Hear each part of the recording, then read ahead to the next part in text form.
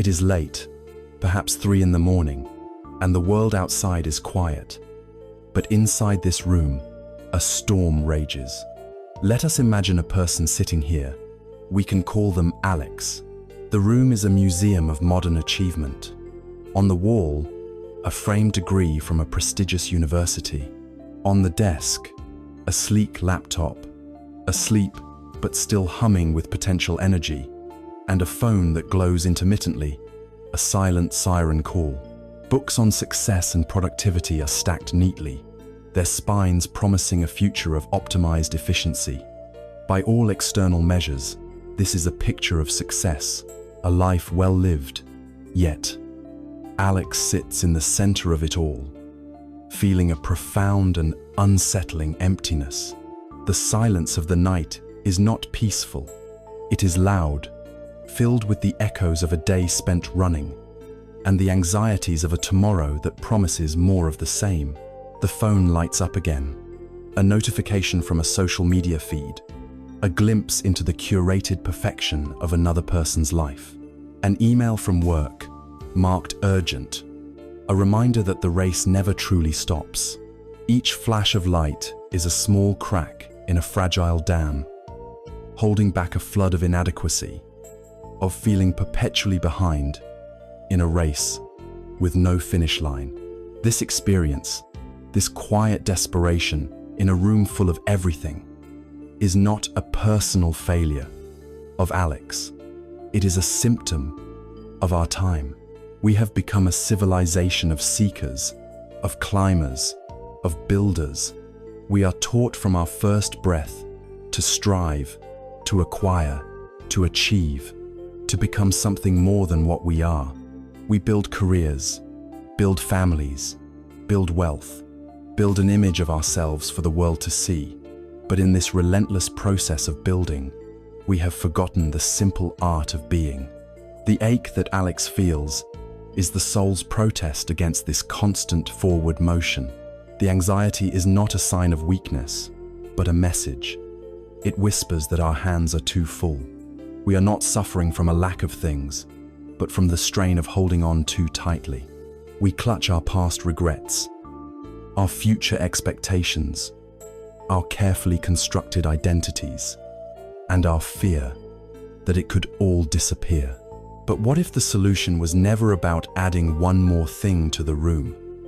What if peace could not be found in the next achievement, the next purchase, the next goal met?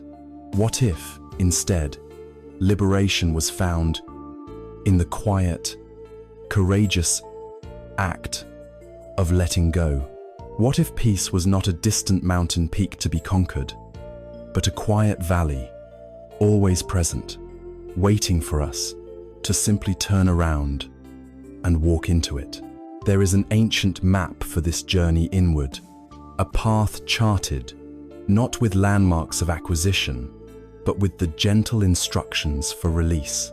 It does not demand that you become anything new. It simply invites you to return to what you have always been, beneath the noise. The entire journey is held within a single, elegant truth, a whisper from this ancient wisdom. It says, there is nothing to hold and nowhere to go. There is only the permission to rest, to finally sleep in silence. The journey begins not with a step, but with a pause. We seek to put down our burdens, to find a place of rest. But first, we must learn to be still. And in our modern world, stillness is often confused with its pale imitation, the mere absence of sound. We think of silence as an empty room, a deserted street, a library where even a cough feels like a transgression. We may even find this kind of silence uncomfortable, a void that we rush to fill with music, with podcasts, with conversation, with anything to distract from the hum of our own inner machinery. But the wisdom we seek to explore does not speak of this empty, sterile silence. It speaks of a silence that is rich, full, and alive. It is a silence that is not the absence of something, but the presence of everything. This is the symphony of silence, a music that we can only hear when the orchestra of our own mind finally ceases its frantic tuning. The noise that truly exhausts us is rarely the noise of the outside world. A passing siren, a crying baby, the construction work down the street. These are temporary disturbances.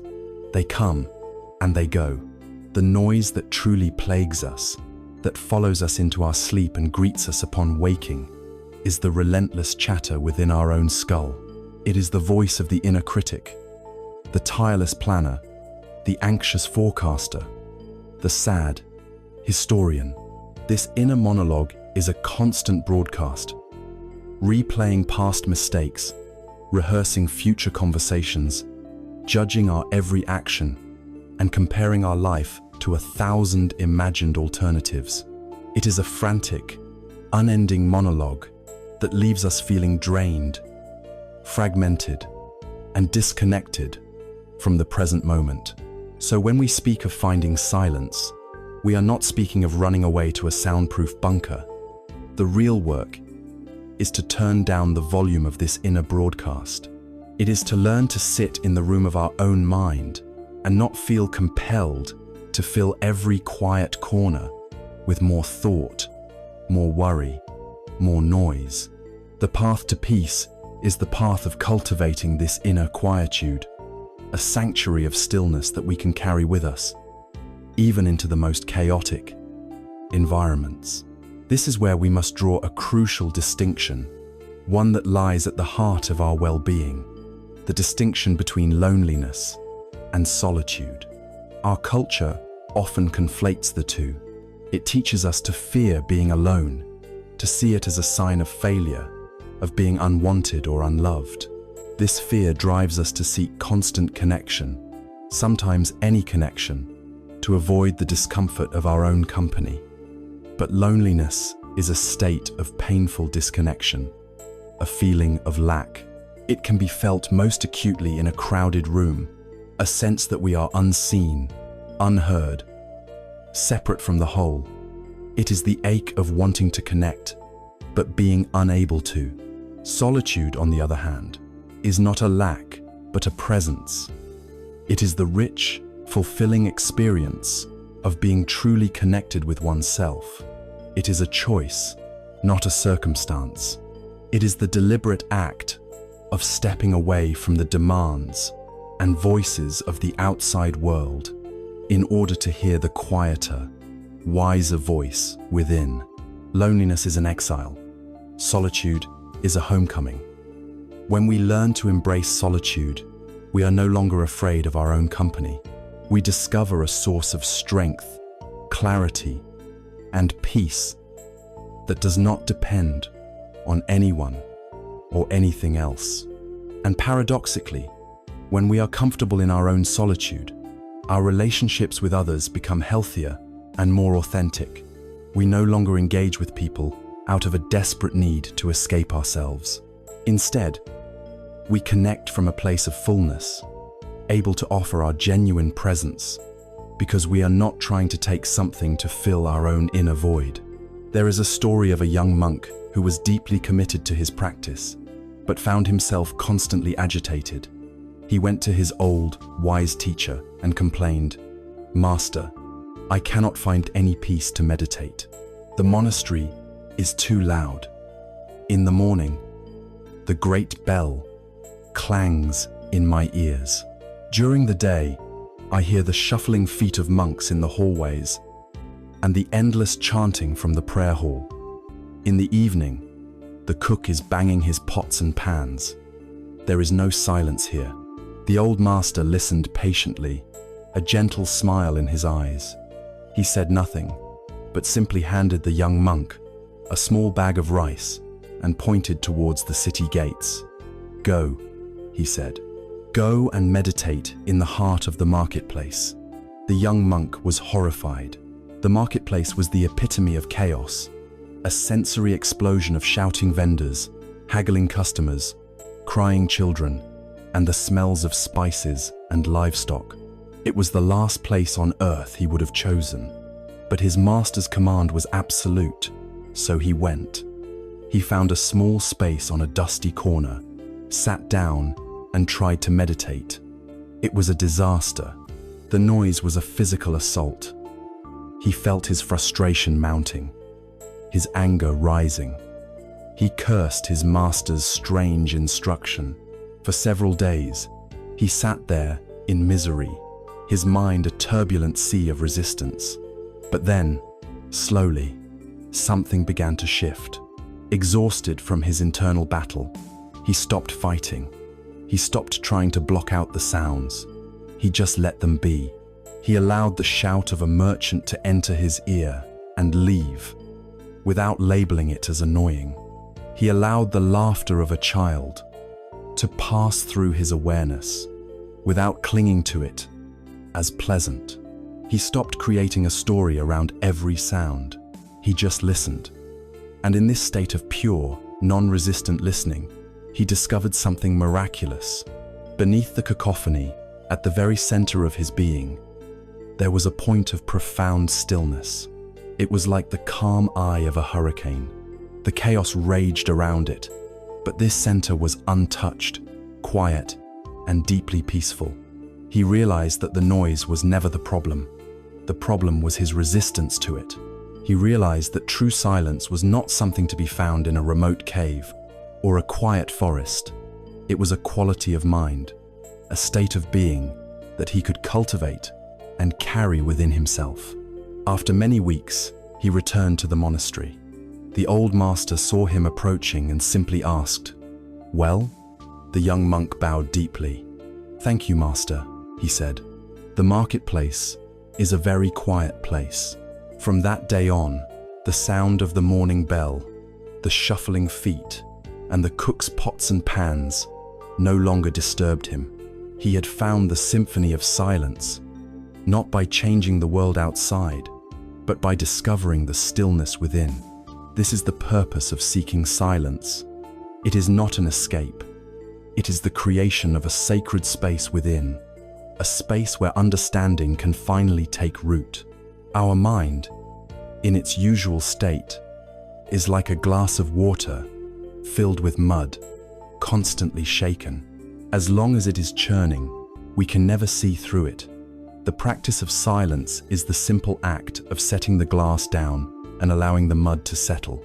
We do not have to force the mud to the bottom. We simply have to stop shaking the glass. When the water of the mind becomes clear, we begin to see things as they truly are. We see the fleeting nature of our thoughts. We notice the subtle stirrings of our emotions before they become overwhelming storms. We hear the quiet wisdom of our own intuition, a voice that is usually drowned out by the shouting of the ego. This inner silence is the fertile soil from which wisdom, what the Buddhists call prajna, grows. Clarity arises naturally when the conditions are right. So how do we begin to cultivate this? We do not need to move to a monastery or sit for hours in a marketplace. We can begin right where we are, with a simple, gentle practice. Let us call it a silence bath. Sometime today, or whenever you can, give yourself the gift of 3 minutes. That is all. Find a place to sit, on a chair, or on the floor. Set a timer, so you are not tempted to check the time. And for these 3 minutes, your only instruction is to do nothing. This is a radical act in our culture of productivity. Do not try to meditate. Do not try to have a spiritual experience. Do not try to empty your mind or force yourself to be calm. Simply sit. Allow your body to be still. Notice the sounds around you without needing to name them. If thoughts arise, as they surely will, let them drift by like clouds in the sky. You do not need to follow them. If you feel restless, or bored, or anxious, simply notice that feeling. Acknowledge it gently. Ah, there is restlessness. And then return to simply sitting. The goal is not to achieve a perfect state of silence. The goal is to become intimate with the present moment, just as it is. It is a small act of rebellion, a reclaiming of our own being from the tyranny of constant doing. It is an invitation to come home to ourselves. As we practice this, as we become more comfortable resting in this quiet space, we begin to perceive something subtle and profound. In the stillness, we start to notice a constant, gentle movement. We see that no thought stays for long. We feel how a sensation in the body arises, peaks, and fades away. We watch the light in the room shift as a cloud passes before the sun. We begin to understand, not just as an idea, but as a direct experience, that everything is in a state of flow. The silence we have cultivated becomes a vast, open stage, and upon this stage, we can clearly see the dance of life unfolding moment by moment. Within the heart of this great silence, we discover a great, unending river. This is the river of impermanence, and learning to navigate its currents is the next step on our journey. From the vast, quiet space we have cultivated within, we begin to perceive a universal truth, a motion that underlies all of existence. Like a deep and silent current flowing beneath a calm surface, everything is in a state of constant flux. This is the great river of impermanence. In the ancient Pali language, this fundamental law of nature is called Anicca. It is a word that can, at first, sound unsettling. It speaks of endings, of loss, of the unsettling fact that nothing lasts forever. We are culturally conditioned to seek permanence, stability, and security. We build our homes with stone and steel. We sign contracts that promise forever, and we hold on to memories as if they were solid objects.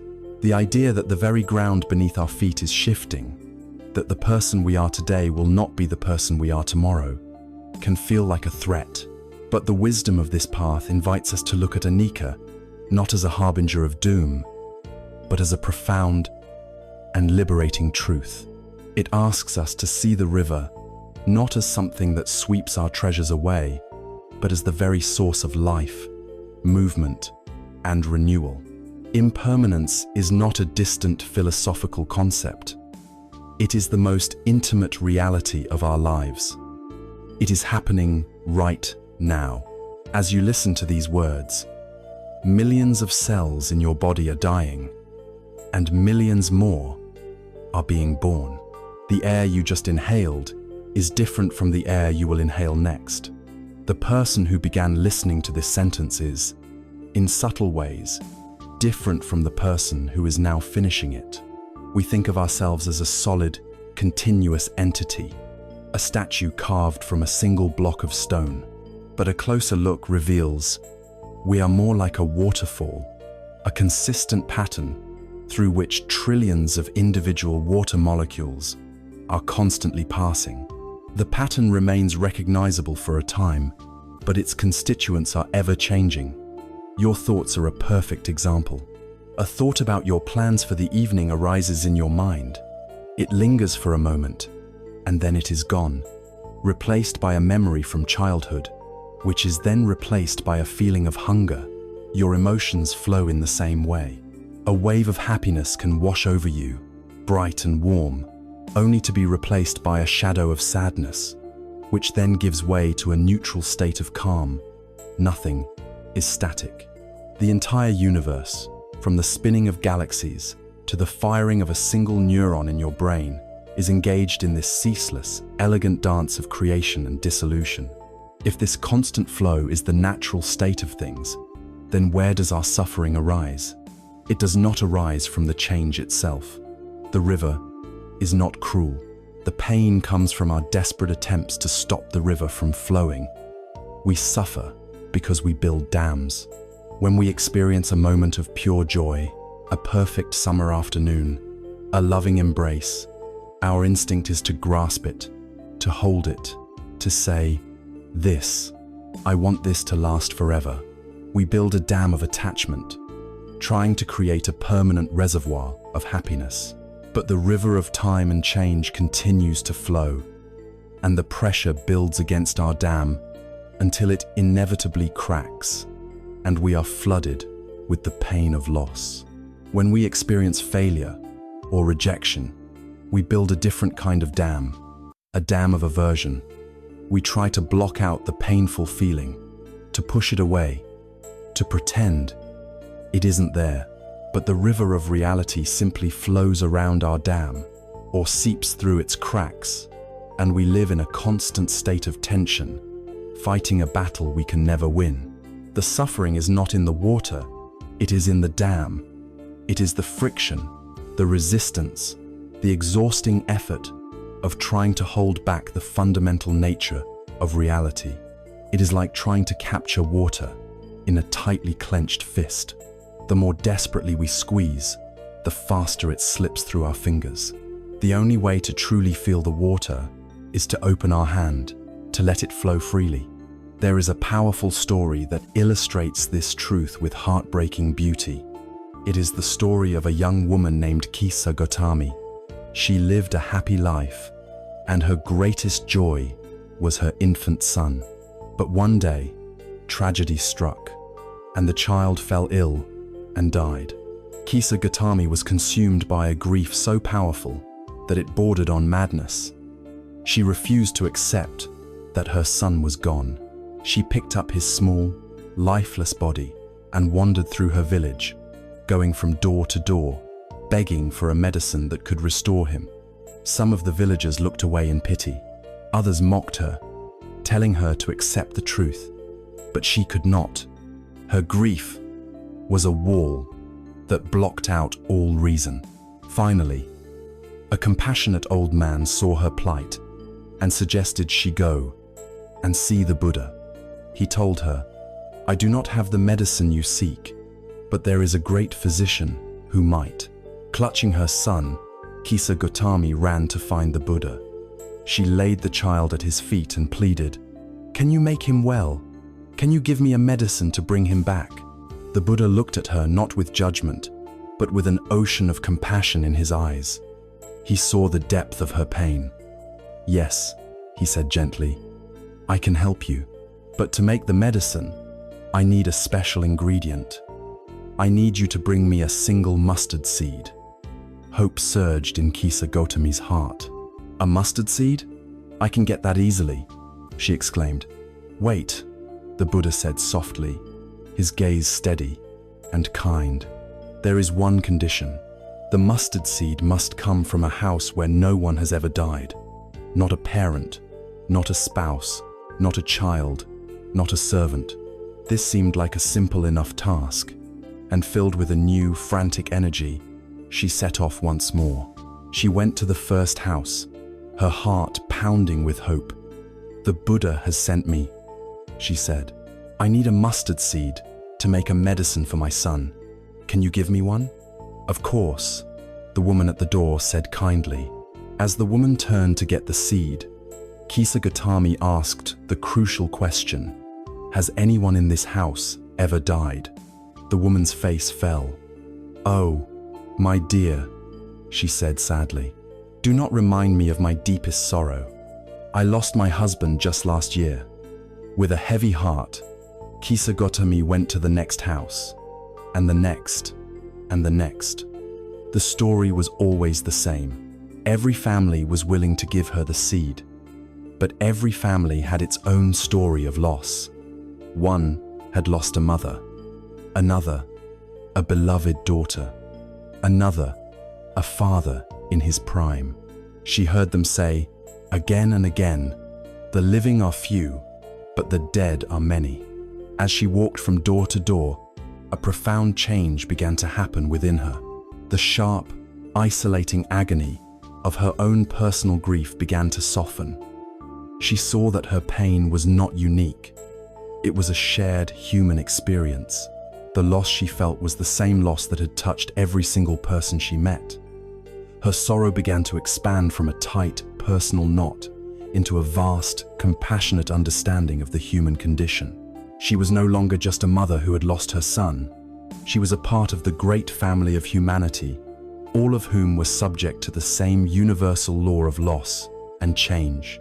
The search for a seed from a house untouched by death was a search for a place untouched by impermanence, and she now saw that such a place did not exist. With this deep realization, she gently carried her son to the cremation ground, laid him to rest, and returned to the Buddha, empty-handed, but with a mind that was, for the first time, clear and peaceful. She had understood Anicca not as an idea, but as a living truth. This is the hidden gift of impermanence. When we stop fighting it, it reveals its beauty. Kisa Gautami's healing did not come from getting what she wanted, but from accepting what was real. This acceptance allows us to live more fully. We can love the people in our lives with a greater intensity, precisely because we know our time with them is precious and finite. We can appreciate the simple beauty of a cup of tea, a shaft of sunlight, a moment of laughter, because we know it will not last forever. The fleeting nature of life is what makes it poignant and meaningful. It is a constant invitation to be present, to pay attention, to cherish the moment we are in, because this moment is all we ever truly have. It replaces the anxiety of holding on with the gratitude of experiencing. So, the invitation is not to become passive or resigned, but to change our relationship with change itself. The goal is to stop trying to build dams and instead learn how to surf. A surfer does not try to stop the ocean's waves. That would be impossible and absurd. A good surfer learns to read the energy of the water, to feel its rhythm, to find the perfect balance, to ride the wave with skill and grace. In life, this means cultivating a mind that is flexible, resilient, and responsive. When a wave of joy and success comes, we ride it with gratitude, enjoying the view from the crest, but knowing that the ride will eventually end. We don't cling to it in desperation. When a wave of sorrow, or failure, or loss arrives, we learn to ride that too. We breathe, we maintain our balance, and we trust that this wave, like all others, will also pass. We stop fighting the nature of reality and instead learn to dance with it. This profound understanding of impermanence provides us with a new, clearer lens. It allows us to look more deeply at the very nature of our painful experiences. If change is inevitable and loss is universal, then what, precisely, is the suffering we feel? This question leads us directly to the first great insight of the Buddha, the first arrow we must learn to recognize. Having learned to sit in the quiet cathedral of the present moment, and having witnessed the great, flowing river of impermanence, we are now ready to look directly at the landscape of our own experience. The path we are walking is, above all else, a practical one. It is not concerned with abstract beliefs, but with the direct investigation of our own lives. And the starting point for this investigation is a courageous and honest acknowledgement of a fundamental human truth. This truth is the first of the Four Noble Truths, the cornerstone of the Buddha's teaching. It is the truth of dukkha. This ancient Pali word is often translated simply as suffering, but this translation can be misleading. It conjures images of only the most extreme forms of agony, tragedy, and despair. While dukkha certainly includes these things, its meaning is far broader, more subtle, and much more pervasive. Think of it less as overt suffering, and more as a fundamental unsatisfactoriness that runs like a subtle hum in the background of our lives. It is the feeling that something is slightly off kilter, that things are not quite right. It is the inherent stress of trying to hold things together in a world that is constantly falling apart. It is the low-grade anxiety that comes from knowing that everything we cherish is impermanent. It is the disappointment when a pleasant experience ends, and the faint dread of an unpleasant one beginning. It is the boredom that creeps in when nothing exciting is happening. It is the gnawing feeling that if only we could change this one thing about ourselves, our job, our partner, or our life, then we would finally be happy. This pervasive sense of unease, this friction between our desires and the reality of an ever-changing world, this is dukkha. Acknowledging it is not an act of pessimism. It is an act of profound realism and courage. It is like a doctor making an accurate diagnosis. We must first see the condition clearly before we can understand its cause and find the path to its cure. To understand the nature of this condition, the Buddha offered a powerful and practical metaphor, the teaching of the two arrows. Imagine you are walking through a forest, and suddenly an arrow flies from the trees and strikes you in the arm. There is a sharp, immediate sting of pain. The pain is real, it is clean, and it is unavoidable. This is the first arrow. In life, these first arrows are inevitable. They are the objective, unavoidable pains of human existence. It is the headache you wake up with, the diagnosis from a doctor, the loss of a job, the sharp words of a friend, the betrayal of a partner, the physical process of aging, and the ultimate grief of losing someone we love. No matter how virtuous, how wise, or how mindful we become, we can never build a shield that will make us completely immune to these first arrows. The rain will fall on everyone. The winds of fortune and misfortune will blow. This is the raw, unfiltered data of life, and it includes pain. But the story does not end there. Just as you are reeling from the clean pain of the first arrow, a second arrow comes flying, and it strikes you in the very same spot. This second arrow, however, is not shot by an external archer. This arrow you shoot yourself. The second arrow is your reaction to the first. It is the story you tell, the judgment you make, the mental proliferation that you layer on top of the initial pain. The first arrow is the physical sensation of a headache. The second arrow is the thought, why me? This is a disaster. My whole day is ruined. I can't possibly cope with this. The first arrow is your partner speaking sharply to you. The second arrow is the spiral of resentment, the replaying of all their past faults, the catastrophizing about the future of your relationship. The first arrow is the loss of a job. The second arrow is the voice of shame, the fear of destitution, the self-recrimination. I am a failure. I will never find another job. This second arrow is the anger, the blame, the self-pity, the anxiety, and the despair.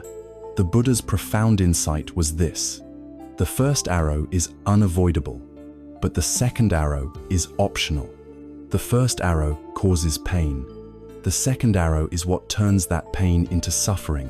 Our entire spiritual practice, our entire path to freedom, can be summarized as learning how not to shoot ourselves with that second arrow. This points to the intensely practical nature of this path. It is not about escaping the world, but about learning to live in it with less self-inflicted harm. This is beautifully illustrated in another of the Buddha's teachings, the parable of the poisoned arrow. A man, it is told, was shot by an arrow tipped with a deadly poison. His friends and family rushed to his side, ready to pull out the arrow and find an antidote. But the wounded man held up his hand. "Wait," he insisted. "Before you do anything, I must know the answers to some questions. Who was the man who shot me? To what caste and clan does he belong? Is he tall or short, dark-skinned or light? From which village does he come? What kind of wood was the bow made from? Bamboo or wood? What was the bowstring made of? Hemp or sinew? What kind of feathers were used on the arrow? From a vulture or a hawk?" The Buddha turned to his followers and asked, would this man get the answers to his questions before the poison worked its way through his body and he died? And his followers replied, "No, Venerable Sir, he would surely die long before he discovered the answers to such questions. The Buddha explained that this is precisely the human condition. We have been struck by the poisoned arrow of dukkha. We are caught in the cycles of birth, aging, sickness, and death, and we are wounded by the pains of sorrow, lamentation, and despair. And yet, we often spend our lives preoccupied with metaphysical questions. We want to know, does the universe have a beginning or an end? Is the soul the same as the body, or is it different? Does an enlightened being exist after death? The Buddha taught that to be lost in such speculation while we are suffering is as foolish as the man with the poisoned arrow. These are not the urgent questions. The urgent task, the only task that truly matters, is to remove the arrow and heal the wound. His teaching is not a system of metaphysics. It is a practical treatment plan for the poison of suffering. It is a set of instructions for pulling out the second arrow. So how do we do this? How do we stop ourselves from launching that second poisoned dart? The secret lies in creating a space, a moment of pause. It is the space between the impact of the first arrow and the automatic, conditioned reaction of the second. When the first arrow of pain strikes a sharp word, a physical ache, a piece of bad news, our tendency is to react instantly. There is no space. The pain and our story about the pain become one and the same. The practice of mindfulness, which we will explore more deeply, is the art of creating that space. We learn to feel the raw energy of the initial impact, the heat of anger rising in the chest, the tightness of fear in the stomach, the sting of disappointment without immediately launching into the narrative. We learn to say to ourselves, this is pain, this is anger, this is sadness. We observe it with a kind of gentle, scientific curiosity. In that moment of pure observation, a space opens up, and in that space lies our freedom. We have a choice. We do not have to fire the second arrow. We can simply tend to the wound of the first. We can breathe with the pain, allow the emotion to be there without being consumed by it, and let it pass through us, as all things do, because of impermanence. The parable of the poisoned arrow urges us to be practical, to focus on the immediate task of alleviating our own suffering. The teaching of the two arrows reveals precisely where that work is to be done.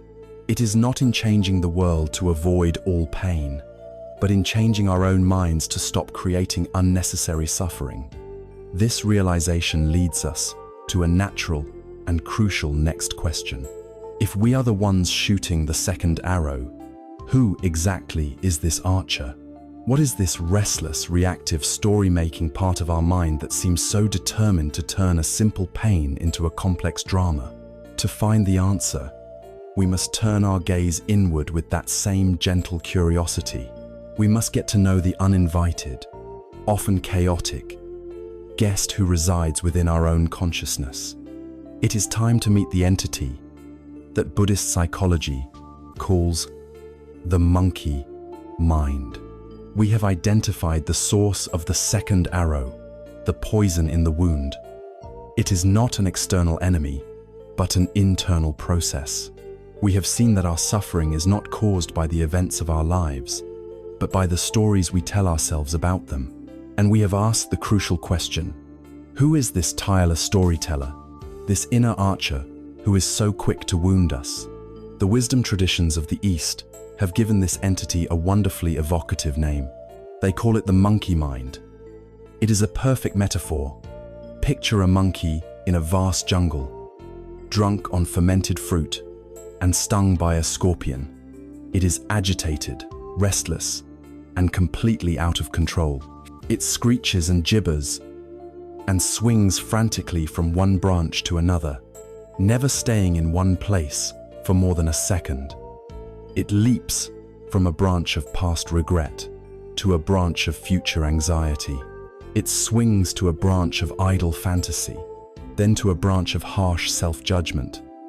It grabs a fruit of desire, takes one bite, and throws it away to chase a leaf of aversion. This is the nature of our untrained mind. It is a ceaseless, chaotic monologue of thoughts, images, memories, and plans, all tangled up with feelings of fear, craving, and confusion. It is the voice that whispers, "What if you fail?" It is the voice that replays an embarrassing moment from a decade ago. It is the voice that plans a cutting remark for an argument that will likely never happen. It is the voice that obsesses over a small physical ache, convincing you it is a sign of a terminal illness. This is the monkey mind. It is the uninvited guest who has taken over our inner household, throwing furniture around, raiding the pantry, and chattering so loudly that we can no longer hear our own deeper wisdom. It is the second archer, and it is firing arrows constantly. Faced with this inner chaos, our first, most natural instinct is to fight back. We try to impose order through force. When an anxious thought appears, we try to suppress it. We tell ourselves, "Don't think about that. Think about something positive."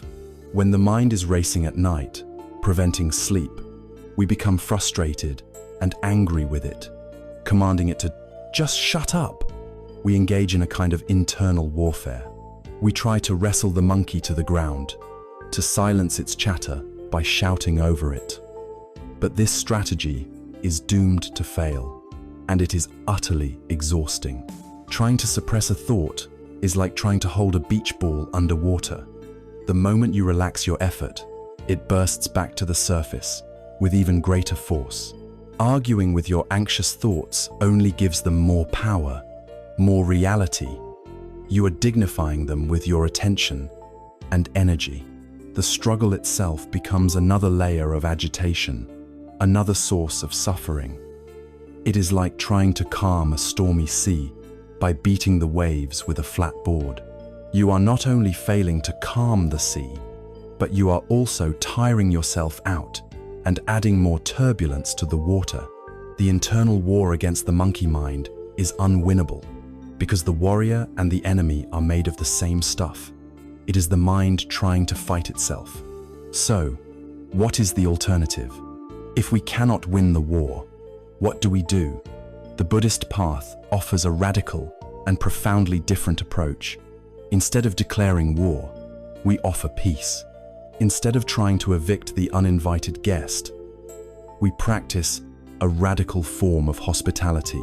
We change our fundamental posture from one of resistance to one of acceptance. We learn to sit quietly in the living room of our own awareness and simply watch the monkey do its dance. We observe its antics with a gentle, non-judgmental curiosity. We see the anxious thought arise, and we mentally note, anxiety. We see the judgmental thought appear, and we note, judging. We do not have to believe the thoughts. We do not have to act on them. We do not have to condemn ourselves for having them. We simply acknowledge their presence, as if we were a scientist observing a natural phenomenon, or a kind grandparent watching a hyperactive child. In doing this, a crucial shift happens. We begin to disidentify from the mind's content. We realize that we are not the monkey. We are the space in which the monkey swings. We are not the thoughts. We are the awareness that is aware of the thoughts. This separation, this creation of inner space, is the very beginning of liberation. There is a powerful ancient parable that illustrates this process of taming. It is the story of how one tames a wild elephant. Imagine a huge, powerful elephant, captured from the deep jungle, where it has roamed free its entire life. It is terrified, enraged, and filled with immense wild energy. A foolish trainer might try to beat it into submission, a battle that would likely end in tragedy. But a wise trainer knows a different way. The first thing the wise trainer does is lead the elephant to a massive, sturdy post that has been sunk deep into the earth. They take a strong, thick rope and tie the elephant securely to this post. At first, the elephant's rage is terrible to behold. It trumpets and pulls, straining against the rope with all of its formidable strength. It charges in one direction, then another, trying to break free and return to the familiar freedom of the jungle. It might continue this struggle for days, exhausting itself completely in the effort. The wise trainer does nothing to fight the elephant. They simply ensure that the post is strong, the rope holds, and that the elephant has enough food and water. They wait with immense patience. Gradually, over time, the elephant begins to learn a profound lesson. It learns that its struggle is futile. The post will not move. The rope will not break. The more it fights, the more it exhausts and hurts itself. And so, eventually, it gives up the struggle. It stops pulling. It stands quietly by the post. It has accepted its new reality. Only at this point, when the elephant has calmed itself, can the real training begin. The trainer can now approach it safely, offer it a kind touch, speak to it in soothing tones, and begin to build a relationship based on trust rather than force. In this parable, the wild elephant is our untamed monkey mind, full of wild, chaotic energy. The sturdy post, sunk deep into the ground, is our object of meditation, our anchor in the present moment, and the strong rope that connects the elephant to the post is the practice of mindfulness, the gentle but firm application of our attention. Our task as practitioners is to become the wise trainer. It is not our job to wrestle with the elephant of our mind. It is our job to gently but persistently tie it to the post. When we first begin to practice, our mind will behave just like the wild elephant. It will rage and pull. It will strain to run back to its familiar jungles of worry, fantasy, and obsession. It will seem impossible to control, but our job is not to control it. Our job is to simply notice, with kindness, that the mind has wandered away from the post, and to gently lead it back.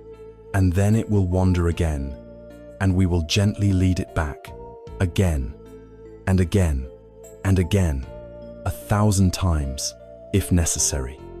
We do this without scolding, without judgment, without frustration. We treat the wandering mind not as a failure, but as the very nature of the mind itself. The taming does not happen through a single, heroic act of will. It happens through the cumulative effect of 1,000 small, patient, compassionate acts of returning. Each time we guide our attention back, we are strengthening the rope of mindfulness. Each time we rest at the post, the mind becomes a little more familiar with stillness. Over time, it learns that the struggle is fruitless and that there is a kind of peace to be found in simply being still. This parable provides us with the complete model for our practice, the wild elephant of the mind that needs to be tamed, the rope of mindfulness that we use to guide it, and the sturdy post that serves as our anchor. The process is clear. The attitude of patience and kindness is essential. But this leaves us with one vital, practical question. In the midst of our chaotic inner world, what can we use as our post? What is the most reliable, the most stable, the most universally available anchor to which we can tie this restless mind? An anchor that can hold fast against the immense pull of our habits and conditioning. The answer is something we do not need to seek or acquire. It is something we have possessed since the moment of our birth and will possess until the moment of our death. It is the most fundamental rhythm of life itself. It is the simple, quiet, and profound reality of our own breath. We have arrived at a place of profound practicality. The wild elephant of the mind has been identified, and the method for taming it through patient and gentle redirection, is clear, but we are left with the essential tool for the task: the sturdy post, the anchor. What can possibly be stable enough to hold the attention of a mind conditioned by years of restlessness? The answer is elegantly simple, profoundly intimate, and always available. It is the breath. This process of observing the breath, known in the ancient texts as anapanasati, is the foundation of mindfulness practice. It is not a complex breathing exercise designed to alter your state.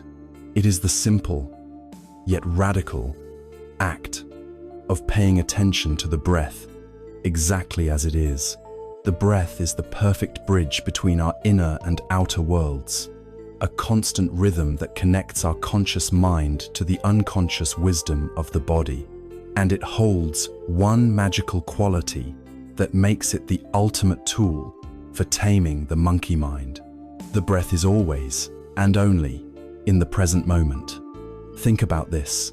You cannot take a breath that is in the past. It is gone, a memory. You cannot take a breath that is in the future. It is not yet here, a fantasy. The only breath you can ever experience is the one happening right now. The monkey mind, as we know, lives almost exclusively in the past and the future. It is a time traveler, dragging us back to scenes of regret and forward into landscapes of anxiety.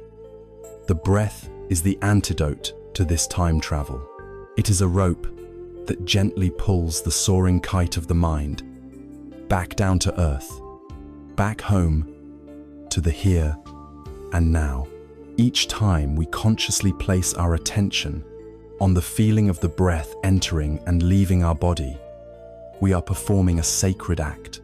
We are choosing reality over illusion. We are choosing the present moment over the ghosts of the past and the phantoms of the future.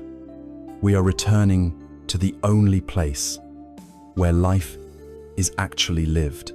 So, let us explore how to use this anchor. This is not a test. There is no way to fail. It is an exploration, an experiment undertaken with kindness and curiosity. First, find a comfortable position. You can sit in a chair, with your feet flat on the floor and your spine upright, but not rigid. Or you can sit on a cushion on the floor. The important thing is to adopt a posture that is both relaxed and dignified. Let your posture itself be an expression of your intention to be present, awake, and aware. Allow your hands to rest comfortably in your lap or on your knees. Gently allow your eyes to close, or if you prefer, you can leave them slightly open, with a soft, unfocused gaze directed towards the floor, a few feet in front of you. Now, bring your attention to the fact that you are breathing. You do not need to change your breath in any way. There is no need to make it deeper or slower or more even. Your body has been breathing perfectly on its own for your entire life. Your only task is to become a silent observer of this natural process. To help focus your mind, choose one spot on your body where the sensation of the breath is most vivid for you. For some, this is at the tip of the nostrils. You can feel the slight coolness of the air as it enters and the subtle warmth of the air as it leaves. For others, the sensation is more prominent in the chest, the feeling of expansion on the in-breath and release on the out-breath. And for many, it is in the abdomen, the gentle rise of the belly as you breathe in and the gentle fall as you breathe out. Choose whichever spot feels most natural to you. There is no right or wrong answer. Now, simply rest your attention there, at that chosen spot. Feel the sensation of one full breath, from its beginning, through its middle, to its end, and then feel the next one. You might notice the brief pause that exists between the out-breath and the next in-breath. There is nothing to achieve, nothing to attain. You are simply resting in the present moment, using the sensation of the breath as your anchor. Now, here is the most important instruction of all. Sooner or later, and probably sooner, your mind will wander. It will be distracted by a sound, a physical sensation, a memory, a plan, or a stray thought. This is not a mistake. It is not a sign that you are a bad meditator. It is simply the nature of the wild elephant. It is what minds do. The moment you realize, oh, my mind has wandered, that moment itself is a moment of perfect mindfulness. You have woken up from the dream of thought. In that moment, without any judgment or frustration, gently acknowledge where the mind went. Thinking or planning. And then, like taking a lost child by the hand, gently and lovingly escort your attention back to the anchor of the breath. This act of returning is the core of the practice. It is the bicep curl for the muscle of attention. You may have to do this 100 times in a 10-minute period. That is perfectly fine. The practice is not about staying on the breath without distraction. The practice is the gentle, patient, compassionate returning again and again and again. Every return is a victory. Every return is a strengthening of your capacity for presence and peace. This practice is not just for a quiet cushion in a silent room. The breath is a portable sanctuary, an anchor that is available to us in every moment of our lives, especially the most difficult ones. Imagine a surgeon. Let's call her Dr. Evans. She is about to perform a long and complex operation on a child. As she scrubs her hands, she can feel the familiar stirrings of anxiety. The monkey mind begins its chatter. What if something goes wrong? What if my hands aren't steady enough? The parents are putting all their trust in me. These thoughts are first arrows, creating a wave of fear that could easily overwhelm her. But Dr. Evans has practiced this. She doesn't fight the thoughts. She doesn't pretend she isn't afraid. Instead, she pauses for just a moment. She feels her feet solid on the linoleum floor, and she takes one conscious breath. She feels the cool, sterile air enter her nostrils. She follows its path down into her lungs. She feels the full expansion of her chest, and then she follows the warm air all the way out.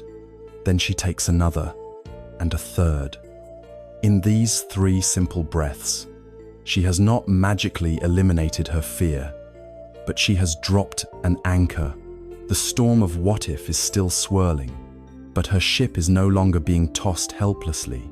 She is grounded in the present moment, in the reality of her body, in the steady rhythm of her breath. She can now walk into that operating room with her mind clear, focused, and steady, ready to bring all of her skill to the task at hand, unhindered by the ghosts of the future. This is the power of the anchor. It is for the student before a difficult exam. It is for the parent dealing with a screaming toddler. It is for the person about to have a difficult conversation. When the waves of anger or fear or confusion rise and threaten to capsize us, we can always return to the breath. It is the steady point in a spinning world. It doesn't stop the storm, but it provides us with the stability to navigate it. It gives us a choice. Instead of being swept away by the wave of reactivity, we can hold our ground, breathe, and choose a wiser response. Now that we have found our anchor, now that we have practiced tying our restless minds to its stability, we are no longer so afraid of the sea. We are better equipped. And with this newfound stability, we can turn our curious and compassionate gaze towards the waves themselves. We can learn to understand the energy and nature of the powerful forces we call emotions, not as enemies to be conquered, but as natural energies to be skillfully and gracefully surfed. With our anchor of the breath firmly in hand, we have found a measure of stability in the ever-shifting landscape. of the present moment. We are no longer so easily swept away by the currents of the mind. From this place of grounded awareness, we can now turn to face one of the most powerful and often intimidating aspects of our human experience: our emotions. In our culture, we are taught to categorize emotions into two neat boxes: the good ones and the bad ones. In the good box, we place joy, love, excitement, and peace. These are the emotions we strive for, cling to, and try to reproduce. In the bad box, we place anger, fear, sadness, jealousy, and grief. These are the emotions we are taught to avoid, suppress, or feel ashamed of. We see them as signs of weakness, as problems to be fixed, as enemies to our happiness. This very act of division, this internal war against our own natural energies, is a primary source of our suffering. The wisdom of this path invites us to throw away these boxes. It suggests that emotions are not good or bad. They are simply energy. They are like the weather. Joy is like a sunny day. Sadness is like a gentle, cleansing rain. Anger is like a powerful thunderstorm. Fear is like a thick fog. To say that a thunderstorm is bad is a misunderstanding of nature. It is simply a powerful, energetic event. The problem is not the weather itself, but our relationship to it. If we are caught outside without shelter in a thunderstorm, we will suffer. If we try to fight the rain, we will only get wet and frustrated. The goal, then, is not to control the weather of our hearts. The goal is to learn how to build a reliable inner shelter and to become a skillful navigator of our own internal climate. Typically, we react to strong emotions in one of two unskillful ways. The first is to drown. When a powerful wave of anger or sadness arises, we become completely identified with it. It is no longer a feeling we are having. It is who we are. We do not feel anger. We are angry. The emotion floods our entire being, coloring every thought, perception, and action. We are a ship without a captain, tossed about on a stormy sea, at the complete mercy of the wave. Our rational mind goes offline, and we say and do things from that state of reactivity that we often regret deeply later on. We have been completely swept away. The second unskillful approach is to build a dam. We feel the first stirrings of a difficult emotion, and we immediately go into suppression mode. We tell ourselves, "I shouldn't feel this way," or "Tough people don't get sad." We distract ourselves with work, with entertainment, with food, with anything, to avoid feeling the raw energy of the emotion. This requires an enormous amount of psychological energy. It is like trying to hold a powerful beach ball underwater. It creates a constant, low-level tension in our bodies and minds. And suppression never truly works. The dam always leaks. The suppressed energy seeps out sideways as passive aggression, chronic anxiety, unexplained physical ailments, or it builds and builds until the pressure becomes too great, and the dam bursts in an explosive, often destructive, emotional outburst. Both drowning and dam building are forms of bondage. They are reactions born of fear. There is a third way. It is not about drowning in the wave, nor is it about building a wall against it. It is the art of learning how to surf. A skilled surfer does not fight the wave. She respects its power. She learns to read its energy, to paddle towards it, and to find the perfect point of balance, to ride it with grace and skill, until its energy naturally dissipates and it dissolves back into the sea. We can learn to do this with our emotions. This practice can be understood as a process of radical, compassionate attention. The first step is to recognize. When an emotion arises, instead of being immediately swept away, we use our mindfulness to simply notice it and name it, gently and without judgment. Ah, this is anger, or sadness is present, or I see you, fear. This simple act of naming is incredibly powerful. It separates us from the emotion. We are no longer the anger. We are the one who is aware of the anger. It creates a sliver of space. The second step is to accept. This is perhaps the most radical step. We give the emotion permission to be there.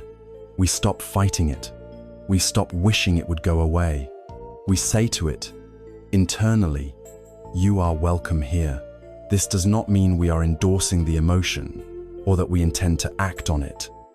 It simply means we are ending the internal war. We are accepting the reality of the present moment.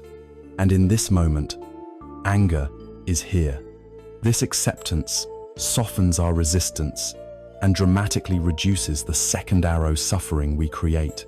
The third step is to investigate. With a sense of gentle curiosity, we turn our attention towards the emotion and ask, what does this actually feel like in my body? We move our attention away from the story in our head. He wronged me. This is unfair. And into the direct, physical sensations of the emotion. Where is the anger living in my body? Is it a tightness in my jaw, a burning heat in my chest, a knot in my stomach? We explore these sensations with the detached interest of a scientist. We notice if they are changing, moving, pulsating. In doing this, we deconstruct the big, scary monster called anger into a set of manageable, impersonal physical sensations. Its power over us diminishes. The final and ongoing step is non-identification. We continuously remind ourselves that we are not the emotion. We are the vast, open, loving awareness in which the emotion is appearing. We are the sky, and the emotion is just a weather cloud passing through. The sky is not harmed by the thunderstorm. The rain does not stain the sky. It simply passes. By remembering this, we find a profound sense of freedom and stability, even in the midst of an emotional storm. There is a Zen story that beautifully illustrates how much of our emotional life is generated not by events, but by our stories about them. A man was fishing in his boat on a tranquil lake one evening. He closed his eyes, enjoying the peace and the gentle rocking of the water. Suddenly, there was a loud thud and a jolt. Another boat had bumped into his, shattering his peace. He was filled with immediate, hot rage. He opened his eyes, ready to unleash a torrent of angry words at the careless fool who had so rudely disturbed his serenity. He turned to shout, but the words caught in his throat. He saw that the other boat was empty. It had simply come untied from its mooring and had drifted silently across the lake. In that instant, all of his anger vanished. It evaporated as if it had never been there. He could not be angry at an empty boat. The event was identical in both scenarios, a boat bumping into his. But the emotional reaction was entirely different. When his story was, some inconsiderate person has hit my boat, he produced the emotion of anger. When the story became, an empty boat has drifted into mine, the anger had no fuel and died. This parable shows us that much of our emotional suffering is not a direct consequence of what happens to us, but of the interpretation, the blame, and the story we add to it. The practice of surfing our emotions is the practice of learning to see the empty boat. It is the creation of a sacred pause between the event, the bump, and our reaction, the shouting. In that pause, created by mindfulness, we have a moment to check the story. We can see the anger arising as a conditioned response and choose not to believe its narrative. We can feel its energy in our body without letting it dictate our actions. This space is freedom. It is the space between stimulus and response. And in that space lies our power to choose wisdom over reactivity, compassion over conflict, and peace over suffering. This investigation into our emotions and the stories that fuel them naturally leads us to a deeper inquiry. If our reactions are so often driven by stories of blame and injustice, what powers this story-making machine? What is the fundamental urge that makes us so quick to create narratives of how things should have been? To understand this, we must look at the very engine of the monkey mind, the deep, instinctual thirst that underlies all of our striving and resistance. We must now turn our compassionate attention to the force that Buddhist psychology calls tanha, the subtle, pervasive, and powerful prison of craving. Having learned to surf the powerful waves of emotion with our anchor of the breath, we can now venture into the deeper waters of the mind. We have seen how our emotional storms are often whipped into a frenzy by the stories we tell ourselves, particularly the story of the empty boat, which revealed how much of our anger is fueled by our own interpretations. This brings us to a fundamental question. What is the engine behind this relentless story-making? What is the deep, primal force that constantly propels us to want things to be different than they are? The Buddha offered a clear and profound diagnosis. This is the second noble truth, the cause of our dissatisfaction. He gave this force a name, tanha. The word is often translated as craving, but a more evocative translation is thirst. It is not a simple wanting. It is a deep, persistent, nagging thirst. It is the background hum of discontent, the restless itch of the heart that whispers, "This isn't it. I need something more. I need something else." This thirst is the architect of the second arrow. It is the fuel for the monkey mind. It is the unseen force that keeps us chained to a cycle of striving and disappointment. This thirst is not a single, monolithic force. It manifests in our lives in three distinct, yet interconnected ways. The first and most obvious is the thirst for sense pleasures, known as kama tanha. This is the endless desire for pleasant sights, sounds, smells, tastes, and physical sensations. It is the craving for the next delicious meal, the latest piece of technology, the perfect song, the comfort of a warm bed, the thrill of a new experience. In our modern world, this form of thirst is amplified 1,000 times over. It is the engine of consumer culture. It is what drives us to endlessly scroll through social media feeds, seeking the next little hit of dopamine from a beautiful image or a like on our post. It is the binge-watching of a television series, chasing the temporary oblivion it provides. This thirst promises happiness through external stimulation, but it can never deliver lasting satisfaction, because every sensory pleasure is, by its very nature, fleeting and impermanent. The pleasure fades, and the thirst returns, often stronger than before. The second form of thirst is more subtle, and in many ways, more powerful. It is the thirst for existence, for becoming, known as bhava tanha. This is not just the craving for things, it is the craving to be something. It is the deep desire for a certain identity, a certain status, a certain story about ourselves.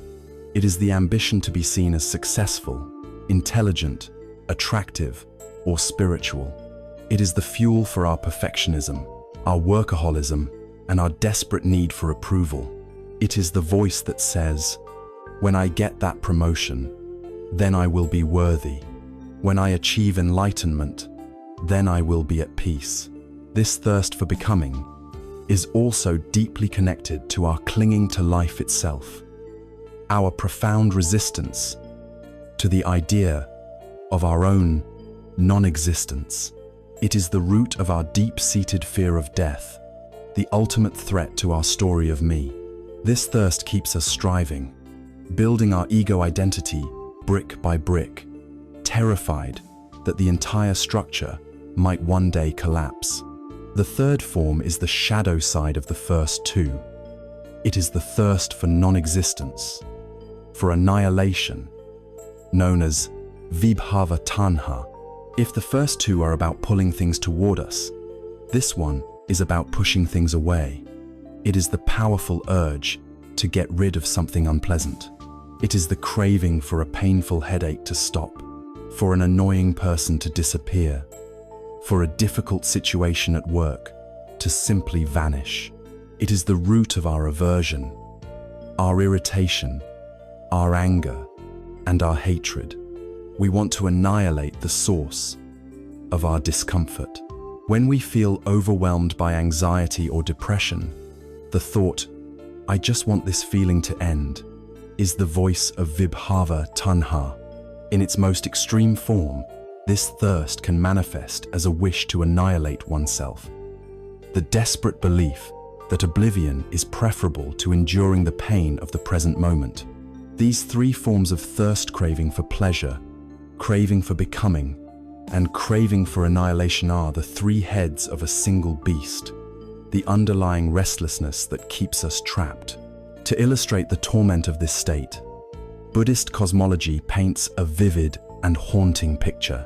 It speaks of a realm inhabited by beings called pretas, or hungry ghosts. A hungry ghost is a creature of tragic proportions. It is depicted with a gigantic, swollen, and painfully empty belly, representing its limitless, bottomless desire. Yet, its throat is long and impossibly thin, and its mouth is no wider than the eye of a needle. Because of this, it can never eat or drink enough to even begin to soothe its agonizing, perpetual hunger and thirst. It wanders a barren, desert-like landscape, constantly searching for something to consume. It might see what looks like a cool, clear river in the distance, and it will race towards it with all its energy, only to find that when it arrives, the river has turned to fire, or sand, or filth. This image is not meant to be a literal depiction of a monster. It is a profound psychological portrait of a state of mind. When we are fully in the grip of tanha, we are all hungry ghosts. We wander the barren landscape of our lives with a vast, empty feeling inside, chasing one illusion of satisfaction after another, only to find that it turns to ash in our mouths. We are tormented by a thirst that nothing in the external world can ever truly quench. This is because tanha locks us into a hopeless, self-perpetuating loop. It begins with the arising of that familiar feeling of lack, of thirst.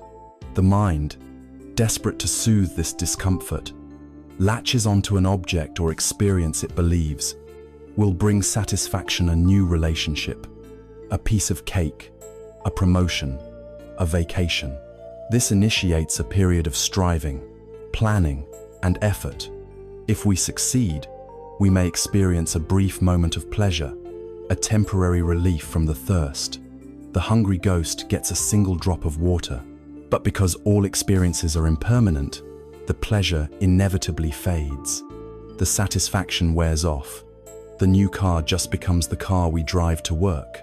And what follows is a state of boredom, of emptiness, the return of the original underlying dissatisfaction. The monkey mind, unable to tolerate this feeling, immediately begins scanning the horizon for the next potential source of pleasure, the next fix, and the cycle begins all over again. We are like a hamster on a wheel, running faster and faster, convinced that happiness lies just around the next bend, never realizing that our suffering comes from the running itself.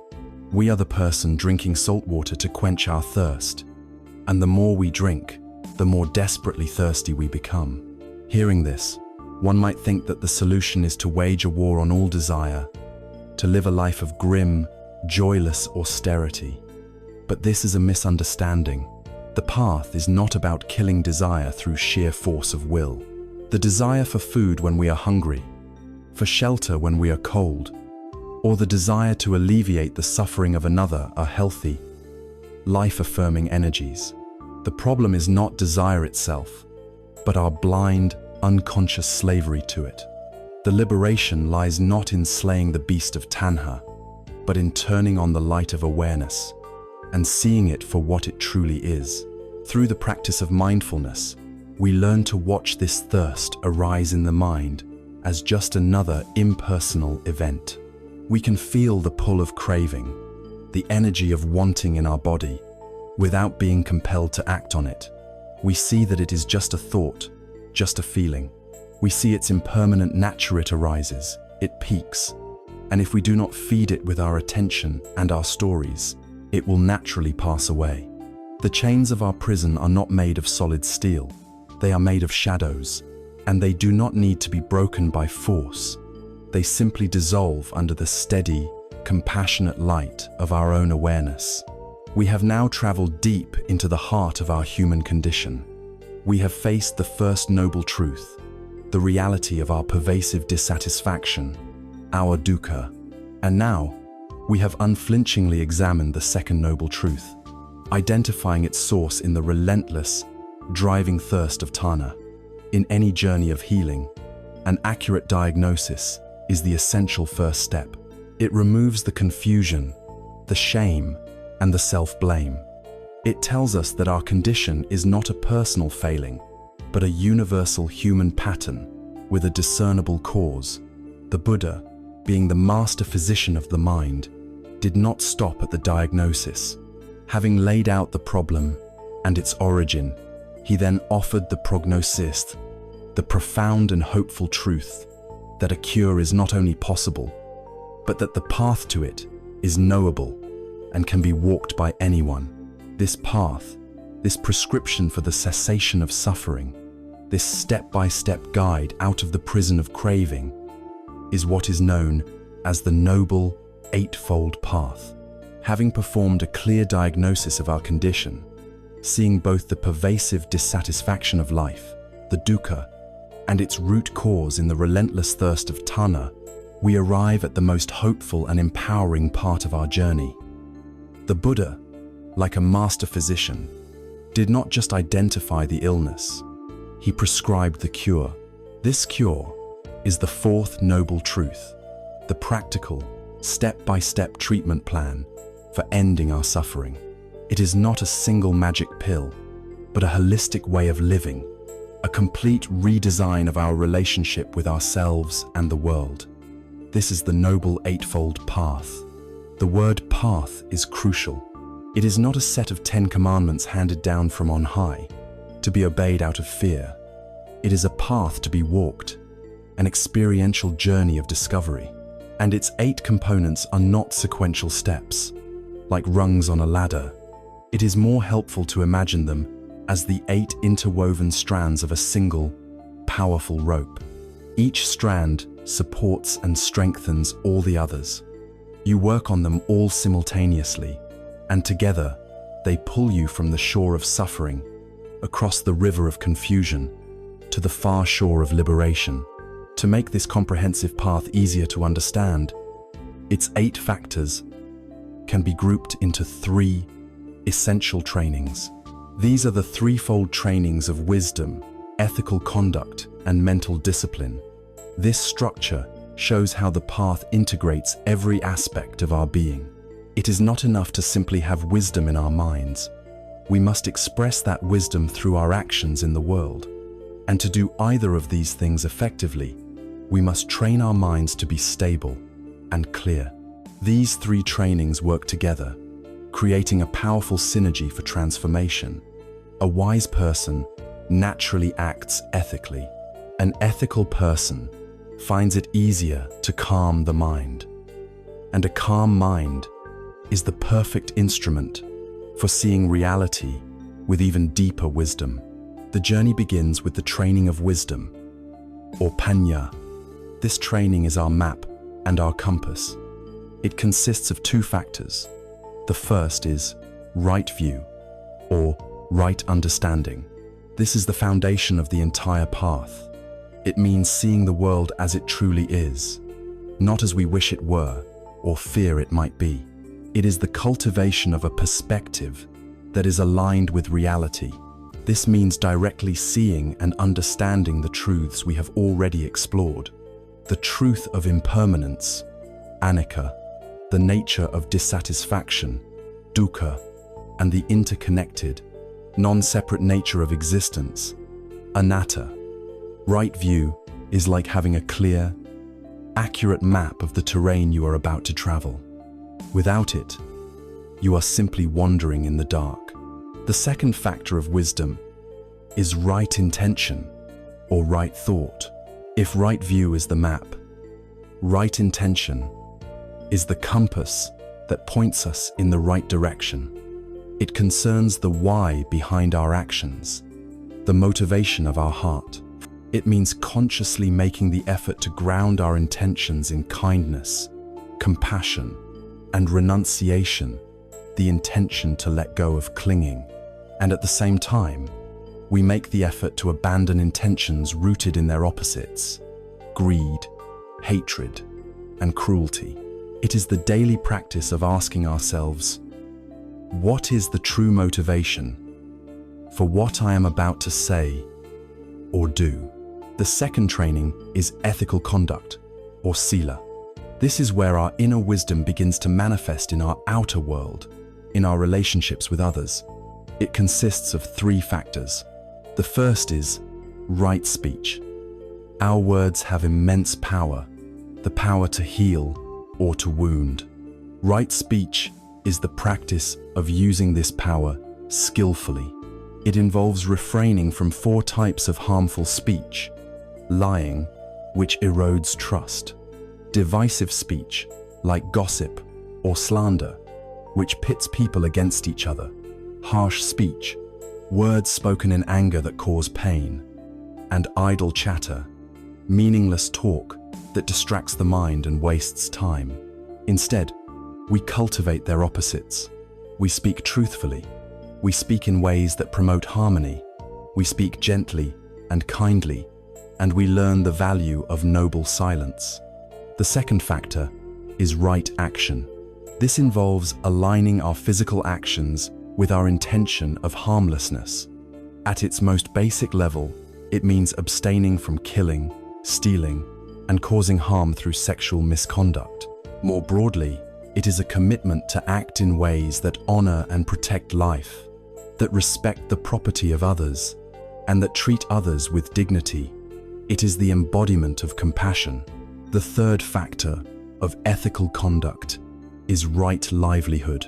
This extends the principle of harmlessness into our professional lives, the area where we spend so much of our time and energy. It encourages us to find a way to earn a living that does not cause harm to other people, animals, or the environment. This means avoiding professions based on deception, such as false advertising, on exploitation, such as the slave trade, or on violence, such as the manufacturing of weapons. It is an invitation to find work that we can engage in with a clear conscience. Work that ideally makes a positive contribution to the world. The third and final training is mental discipline, or Samadhi. This is the training of the mind itself, the taming of the wild elephant. It consists of the final 3 factors. The first is right effort. This is the balanced, intelligent, and persistent energy we bring to our practice. It is not a grim, white-knuckled striving, but a joyful and steady application of will. It has 4 aspects: the effort to prevent unwholesome, negative states of mind from arising, the effort to abandon any unwholesome states that have already arisen, the effort to cultivate new, wholesome, positive states of mind, like kindness and concentration, and the effort to maintain and nurture the wholesome states that are already present. The second factor is right mindfulness. This is the very heart of the path, the central skill we have been exploring. It is the capacity to be fully present and aware in this moment, without judgment. It is seeing our thoughts, our feelings, and our bodily sensations clearly as they arise and pass away. It is the moment-to-moment awareness that allows us to apply all the other path factors effectively. The final factor is right concentration. This is the fruit that grows from the soil of right effort and right mindfulness. It is the ability to collect and unify the mind, to keep it steadily focused on a single object of meditation. As concentration deepens, the frantic chatter of the monkey mind subsides, giving rise to profound states of calm, joy, clarity, and insight. This is the deep stillness that allows wisdom to penetrate to its most profound depths. With all of these factors, it is easy to feel overwhelmed, as if this is an impossible standard to live up to. This is where a final parable is helpful. The Buddha taught that his path, his entire system of teachings, was like a raft. He said, "Imagine a person who comes to a great river, wide and dangerous. The shore they are on is the shore of suffering, fear, and confusion. The far shore is the shore of liberation, peace, and safety.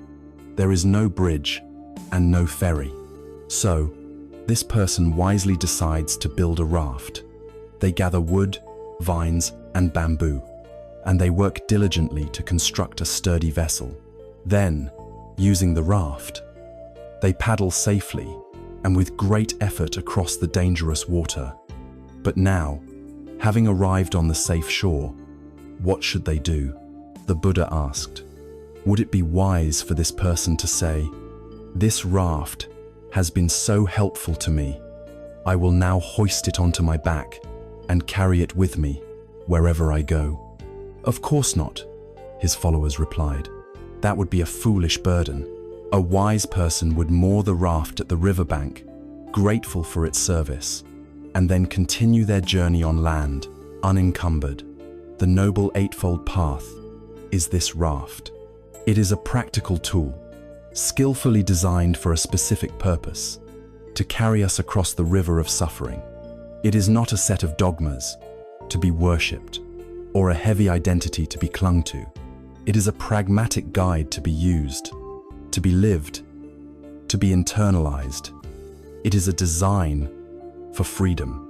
This elegant design for living touches every aspect of our existence, and several of its strands, particularly right action, right livelihood, and right intention, force us to look directly at one of the most powerful engines of dissatisfaction in our modern lives. Our complicated and often painful relationship with material possessions, and the relentless cultural message that more is always better. The Eightfold Path gives us a new framework, a new lens through which to examine the promises of materialism and to question whether the pursuit of more is truly leading us to the safe shore, or if it is simply a heavier and more decorated version of the suffering we are trying to escape. The Noble Eightfold Path provides us with a comprehensive and compassionate blueprint for a life of freedom. It is a raft to carry us to a safer shore. As we begin to apply its principles, particularly those of right intention and right livelihood, we inevitably come face to face with one of the most powerful and pervasive forces in our modern world, a force that often runs in direct opposition to this ancient wisdom. This is the subtle, yet relentless, religion of materialism. From the moment we awaken to the moment we sleep, we are immersed in its gospels. It whispers to us from our screens, shouts at us from billboards, and sings to us in advertisements. Its central promise is simple and alluring. Happiness, fulfillment, and even identity can be purchased. Your life is a project to be upgraded, and salvation can be found in the next acquisition. This culture operates through a sophisticated and powerful architecture of dissatisfaction. Its primary function is to create and sustain a sense of lack within you. It is an engine designed to generate tanha, the thirst we spoke of earlier. An advertisement for a luxury car is not just selling transportation. It is selling an image of freedom, power, and adventure, while subtly implying that your current life is mundane and confined. A cosmetic commercial does not just sell a cream. It sells the promise of beauty and the fear of aging, implying that your natural face is somehow inadequate. Social media feeds become curated museums of perfect lives, showcasing exotic vacations, flawless homes, and ideal relationships, leaving us with a gnawing feeling that our own life does not measure up. This system is not accidental. It is a multi-trillion-dollar enterprise dedicated to convincing you that you are not enough as you are. It ensures that the hamster wheel of craving keeps spinning, because a truly content person is the consumer culture's greatest threat. It creates an identity built not on inner character, but on an external collage of brands, possessions, and experiences. There is an ancient story that cuts through this modern illusion with the clean precision of a diamond. It tells of a great king, a man who commanded vast armies, lived in opulent palaces, and possessed storehouses overflowing with gold and jewels. By any measure, he had everything a person could possibly want. And yet, his mind was a battlefield of anxieties. He worried constantly about his kingdom, about the loyalty of his subjects, about rival rulers, and about the gnawing emptiness that all his treasures could not fill. His nights were sleepless, his days heavy with the burden of his own wealth. He heard tales of a wise sage who lived in a simple hut by the river, owning nothing but a clay bowl and the robe on his back. It was said that this sage, despite having nothing, was the most contented man in the kingdom. The king, filled with a mixture of curiosity and disbelief, decided to visit him. He found the sage sitting peacefully outside his hut, watching the river flow. The man's face was serene, his eyes clear and untroubled. The king, in all his finery, felt almost clumsy and crude in the presence of such profound simplicity. "Old man," the king began, unable to hide his astonishment, "I have come to understand how you can possibly be happy. You have nothing. You own nothing. Your life is one of utter poverty. How can you feel contentment?" The sage smiled, a gentle, knowing smile that seemed to hold no judgment. "Your Majesty," he replied softly, "you have misunderstood my situation entirely. The source of my happiness is not in spite of my having nothing. It is because I want nothing. I have my bowl for food, the river for water, this robe for warmth, and the sky for a roof. My needs are met, and my wants are few. Therefore, I possess a richness that cannot be measured. You, on the other hand, have everything a man could desire, and yet you are here, seeking something more. You want more security for your kingdom. You want more certainty about the future. You want to fill the emptiness that your wealth cannot touch. So let me ask you, Your Majesty, who is the truly poor man? The one who has nothing and feels complete, or the one who has everything and still feels the ache of wanting more?" The king stood in stunned silence. The sage's simple words had shattered his entire understanding of wealth and poverty. He saw for the first time that his vast possessions were not a source of freedom, but a heavy, gilded cage. The sage in this story was practicing what the Buddhist path calls santosha, or contentment. This is not a passive resignation or a lazy acceptance of unfortunate circumstances. It is an active and profound wisdom. It is the ability to recognize the point at which our true needs are met, and to distinguish this from the endless, conditioned wants generated by the hungry ghost of tanha. It is the wisdom to know when enough is enough. Our basic needs are relatively simple: clean air and water, nutritious food, adequate shelter, safety from harm, and a sense of connection with other beings. Our wants, on the other hand, are infinite. The consumer culture deliberately blurs the line between the two, convincing us that our wants are actually needs. The practice of contentment, of what is sometimes called voluntary simplicity, is the art of re-establishing that clear line. It is not about forcing ourselves into a life of grim deprivation. It is about joyfully and intelligently liberating ourselves from the exhausting burden of infinite wanting. It is a conscious choice to trade the illusion of happiness through acquisition for the authentic peace of having enough.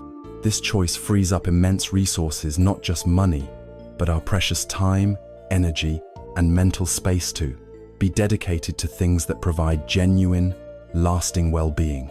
Our relationships, our creativity, our inner growth, and our service to others. This leads us to a radical redefinition of wealth. True wealth is not measured by what you have, but by what you can do without. It is not about the size of your portfolio, but about the smallness of your desires. The person who needs a yacht, a private jet, and a different designer watch for every day of the week is, from this perspective, living in a state of profound poverty. They are dependent on a vast and fragile infrastructure of external things for their sense of self-worth and happiness. Their inner peace is constantly vulnerable to market fluctuations, to theft, to the simple fact that a newer, better model will always be released. The truly wealthy person is the one who can find joy in a simple meal, a walk in nature, a conversation with a friend, the feeling of their own breath. Their wealth is portable. It is internal. It cannot be stolen. It does not rust, and it is not subject to inflation. It is the invulnerable richness of a mind that has made peace with reality. As we undertake this practice of simplifying our outer lives, of letting go of our attachments to material possessions, we begin to notice something interesting. We see that our clinging is not limited to physical objects. We cling just as desperately, if not more so, to non-material things. We cling to our opinions, our reputation, our image, our ideas of who we are. We have not just filled our homes with physical clutter, but we have filled our minds with a kind of psychic clutterer, vast collection of roles we play and masks we wear for the world. The liberating principle of letting go, having been tested and proven in the outer world of things, now invites us to apply it to our inner world of identity. The next courageous step on our path is to begin examining these masks, to see how they protect us, but also imprison us, and to discover the profound relief and authenticity that comes from finally, gently, taking them off. As we learn to loosen our grip on the material world, to find a sense of wealth that is not measured by our possessions, we discover that our habit of clinging runs deeper than we ever imagined. We see that we are attached not just to what we have, but to who we are, or more accurately, to who we pretend to be. We are all masters of disguise. From a young age, we learn that the world is a stage, and to survive and succeed, we must learn to play our parts well. We begin to assemble a collection of masks, a persona for every occasion. The very word person comes from the Latin persona, which was the name for the theatrical masks worn by actors in ancient Greece to signify their roles. This is a profound insight into our own nature. We are, in many ways, a collection of the roles we play. Think of your own psychic closet of masks. There is the professional mask, capable, efficient, confident, the one who has all the answers at work. There is the family mask, the dutiful daughter, the strong father, the supportive spouse, the one who keeps the peace. There is the social mask we wear with friends, witty, easygoing, fun. And in the modern age, there is the meticulously crafted digital mask for social media, an edited and filtered version of our lives, showcasing only our triumphs, our adventures, our best angles. We may even have a spiritual mask, calm, wise, non-judgmental, the one who appears to be above the fray of messy human emotions. We learn to hide the parts of ourselves that we deem unacceptable or vulnerability. Our fear, our insecurity, our anger. We push them into the shadows and present a more polished, more acceptable version of ourselves to the world. This is, in many ways, a natural survival strategy, but a strategy that was useful in childhood can become a prison in adulthood. We can become so identified with these masks that we forget who or what is underneath them. We become strangers to our own authentic self. The cost of this constant performance is immense.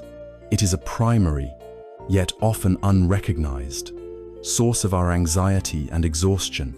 Living behind a mask requires a constant, vigilant effort. We must monitor our words, manage our expressions, and suppress any impulses that don't fit the character we are playing. This creates a deep and persistent undercurrent of fear, the fear of being exposed.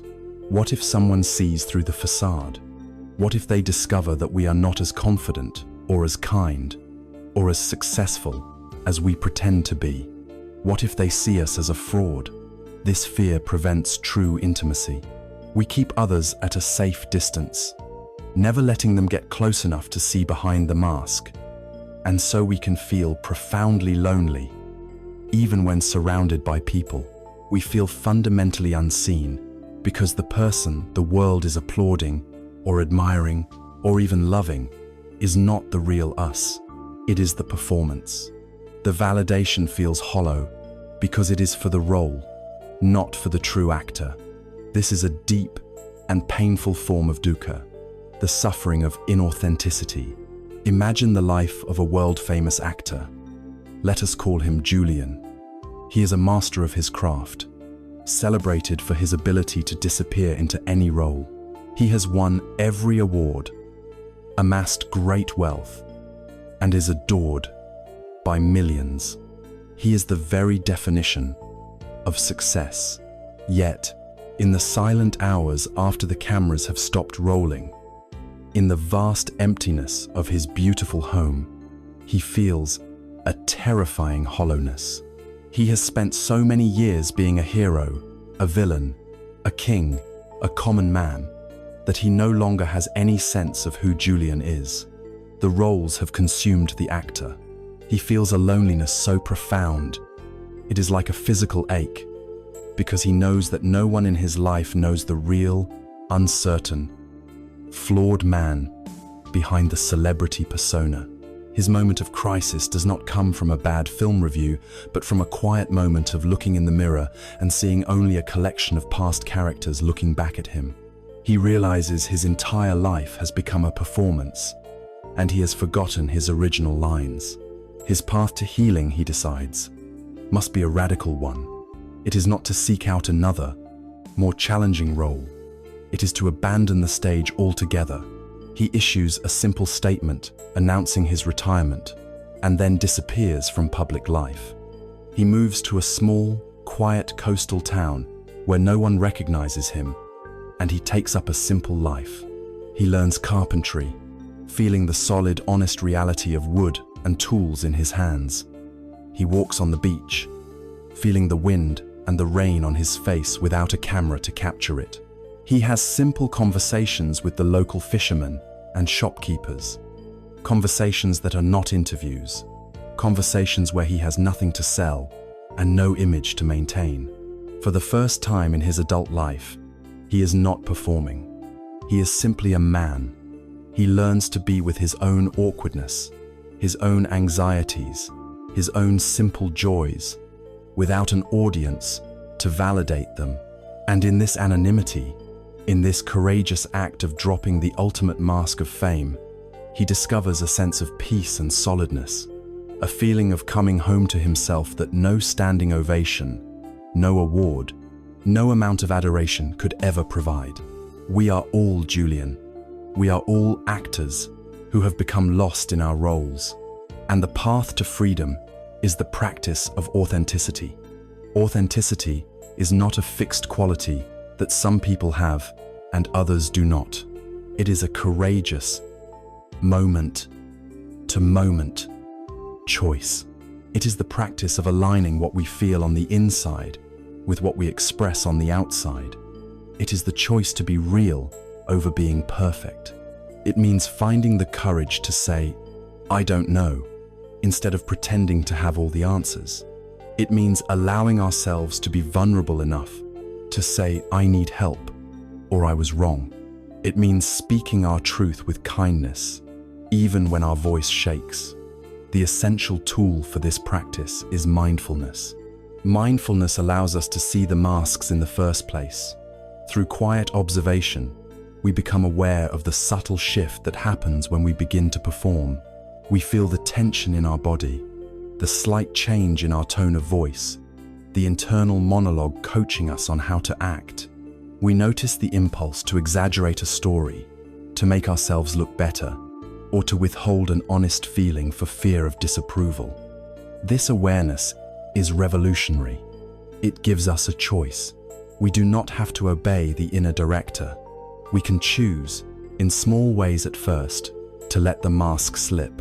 We can choose to offer a moment of genuine, unedited reality to the world. This process of removing our masks can be a frightening one. It is like a shedding of skin. We have worn these personas for so long that they feel like a part of us. We fear that without them, we will be naked, unprotected, and unlovable. And what we find underneath might not always be the noble, enlightened being we had hoped for. We might find old wounds that have never healed. We might find pettiness, insecurity, or unresolved anger. To be able to look upon what is truly there, without flinching and immediately grabbing for the nearest mask, requires a new kind of inner resource. It requires a vast and unconditional kindness towards ourselves. Before we can show our true face to the world, we must first be able to look upon it ourselves with love. This essential quality, this gentle rain that allows the hard soil of our hearts to soften, is compassion. And to be truly transformative, that compassion must begin at home, with the person we see in the mirror. As we stand in the quiet, authentic space we have created by letting our masks fall away, we come face to face with the unedited reality of who we are. In this vulnerable space, we may discover not only our innate goodness, but also our wounds, our fears, and our imperfections. To remain in this space without retreating back into hiding requires a profound and gentle strength. It requires an inner ally, a source of unconditional kindness that can embrace all parts of ourselves. This ally is compassion. In the Buddhist tradition, this quality is known as Karuṇā. It is a word that is often misunderstood in the West. It is not pity, which looks down from a position of superiority upon the misfortune of others. It is not mere sentimentality, a fleeting sadness for another's plight. Karuṇā is something far more courageous and profound. It is the resonant quivering of the heart when it comes into contact with suffering, whether our own or another's. It is an empathetic trembling, a feeling with another, not just feeling for them, and it is coupled with a strong, sincere aspiration. May this suffering be relieved. May this being be free. It is the heart's active and engaged response to the reality of pain. For this gentle rain of compassion to truly nourish the soil of our lives, it must first fall upon ourselves. In many cultures, we are taught to be our own harshest critics. We have a relentless inner voice that judges our every mistake, magnifies our every flaw, and compares us unfavorably to others. We would never speak to a dear friend the way we often speak to ourselves in the silence of our own minds. We believe, somehow, that this harshness is a good motivator, that it will whip us into shape and keep us from becoming lazy or complacent. But the truth is that the inner critic is a terrible motivator. It is a source of chronic anxiety, shame, and paralysis. It is the voice of the second arrow, constantly wounding us for our perceived imperfections. Self-compassion is the antidote. It is not to be confused with self-pity, which is a state of becoming lost in our own problems. Nor is it self-indulgence, which is giving in to every fleeting whim. Self-compassion is simply the act of extending the same kindness to ourselves that we would naturally offer to a friend who is suffering. When a friend fails at something, we don't berate them.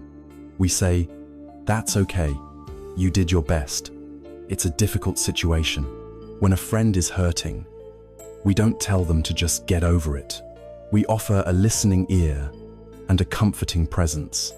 Self-compassion is the practice of turning this same kindness inward. It's about acknowledging our mistakes without branding ourselves as permanent failures. It's about comforting ourselves when we are in pain, rather than judging ourselves for being weak. It is about understanding that making mistakes, feeling inadequate, and experiencing hardship are not signs of a personal defect. They are inextricable parts of the shared human experience. To be human is to be imperfect. Self-compassion is what allows us to accept our humanity. It creates a warm, safe, internal environment where we can look at our shortcomings without shame, which in turn gives us the security we need to learn, to grow, and to change. We cannot pour from an empty cup. Self-compassion is the essential act of filling our own vessel so that we have a genuine abundance of kindness to offer the world. The embodied, active nature of compassion is powerfully illustrated in a story from the life of the Buddha. In the community of monks, there was a man named Puṭigata. He had contracted a dreadful skin disease, and his body became covered in painful, oozing sores. His condition worsened until his robes were stuck to his skin with blood and pus, and the smell was so foul that no one would go near him. His fellow monks, overcome with aversion, had completely neglected him. He was left to lie alone in his own filth, suffering terribly. The Buddha, with his penetrating awareness, knew of the monk's plight. He did not send a delegate or issue a command from afar. He went himself to the hut where the sick monk lay. He instructed his attendant, Anattā, to boil some water. Then, with his own hands, the Buddha, the enlightened one, began to gently wash the sick monk's body. He carefully cleaned his sores, soaking the hardened robes to free them from the wounded skin, and tended to him with the utmost care and tenderness. When the monk was clean and resting more comfortably, the Buddha turned to the other monks who had gathered, ashamed, to watch. He did not scold them with anger, but taught them with a powerful and direct lesson. "Monks," he said, "you have no mother and no father here to take care of you. If you do not take care of one another, then who else will? Know this, whoever would tend to the sick and the suffering is, in that moment, tending to me." This story reveals the true depth of Karuṇā. It is not an abstract ideal. It is a hands-on, embodied engagement with suffering, a willingness to get our hands dirty. It dissolves the illusion of separation. The Buddha saw no difference between himself, the revered teacher, and the sick, abandoned monk. He saw that in our shared vulnerability to pain, we are all the same. Compassion is the bridge that is built upon this recognition. When we truly understand, in our hearts, and not just in our heads, that every single being, without exception, shares the same fundamental wish, the wish to be happy and to be free from suffering. The walls that we build between us and them begin to dissolve. We see the person who is acting out in anger, and we understand that beneath the anger is a layer of pain, of unmet needs, of fear. We see the person who is arrogant, and we understand that beneath the arrogance is a deep-seated insecurity. We see ourselves in them and them in us. Their struggles are a reflection of our own. This shared vulnerability does not have to be a source of fear. It can be the very foundation of our connection. Compassion is the realization of our profound kinship with all of life. Like any wholesome quality of mind, compassion can be intentionally cultivated. It is a muscle that grows stronger with practice. We can begin in a simple, gentle way. Find a quiet moment to sit, and perhaps place a hand over your own heart, a gesture of kindness and warmth. Begin by offering compassion to yourself. Silently repeat a few simple phrases, letting the intention behind them sink in. May I be free from my suffering. May I be at peace. May I learn to be kind to myself in this moment. Start here, always.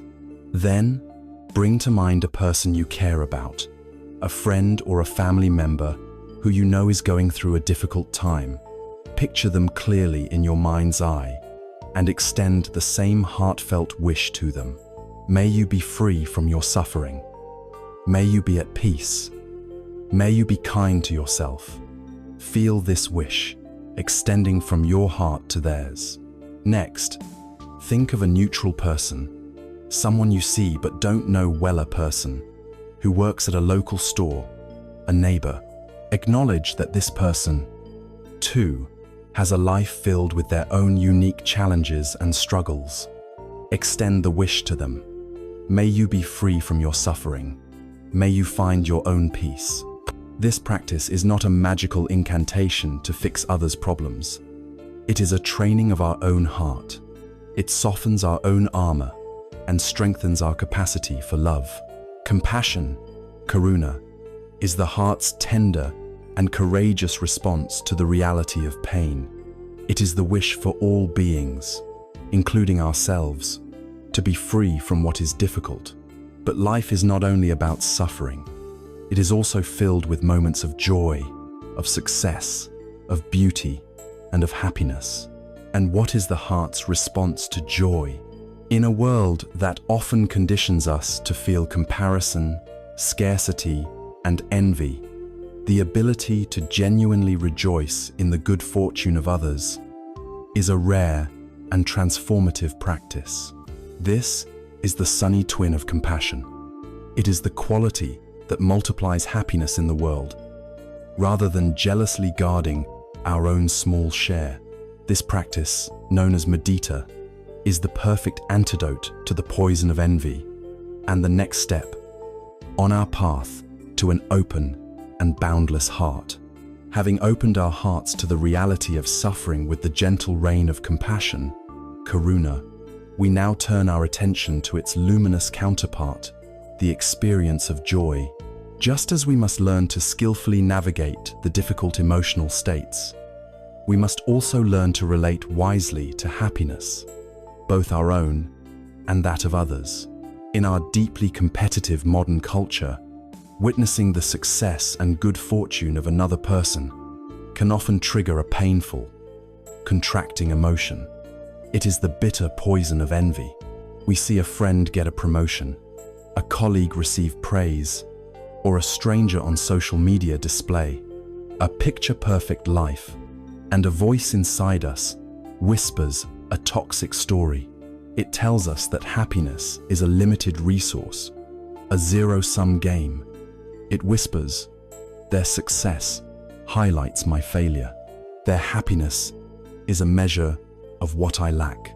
This feeling is a potent form of dukkha, a self-inflicted wound that isolates us, fills our hearts with resentment, and prevents us from connecting with the goodness that surrounds us. The engine of this envy has been supercharged in our digital age.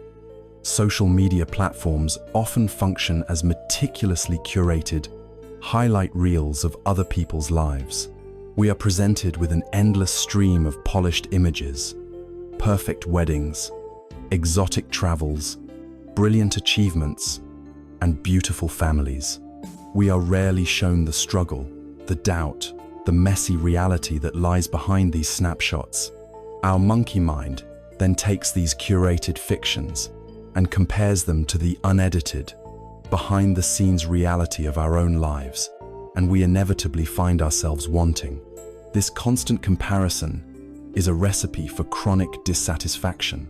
It is like drinking a slow-acting poison and hoping the other person will somehow feel its effects. The only one who suffers from our envy is us. It is a prison we build for ourselves, where the bars are made of resentment, and the window looks out onto a world that seems to mock us with its joy. The path of wisdom offers a direct and powerful antidote to this poison. It is a quality of heart known as muditā. Muditā is often translated as sympathetic or appreciative joy. It is the genuine, unselfish happiness that we feel for others when they are happy. It is the opposite of envy. While envy comes from a mindset of scarcity, muditā flows from a boundless sense of abundance. It is the profound understanding that happiness is not a finite pie that gets smaller every time someone else takes a piece. Instead, happiness is like the light from a candle. One candle can light 1,000 others without diminishing its own flame. In fact, the only result is that the room becomes much, much brighter for everyone. Muditā is the choice to celebrate the light in other people's candles.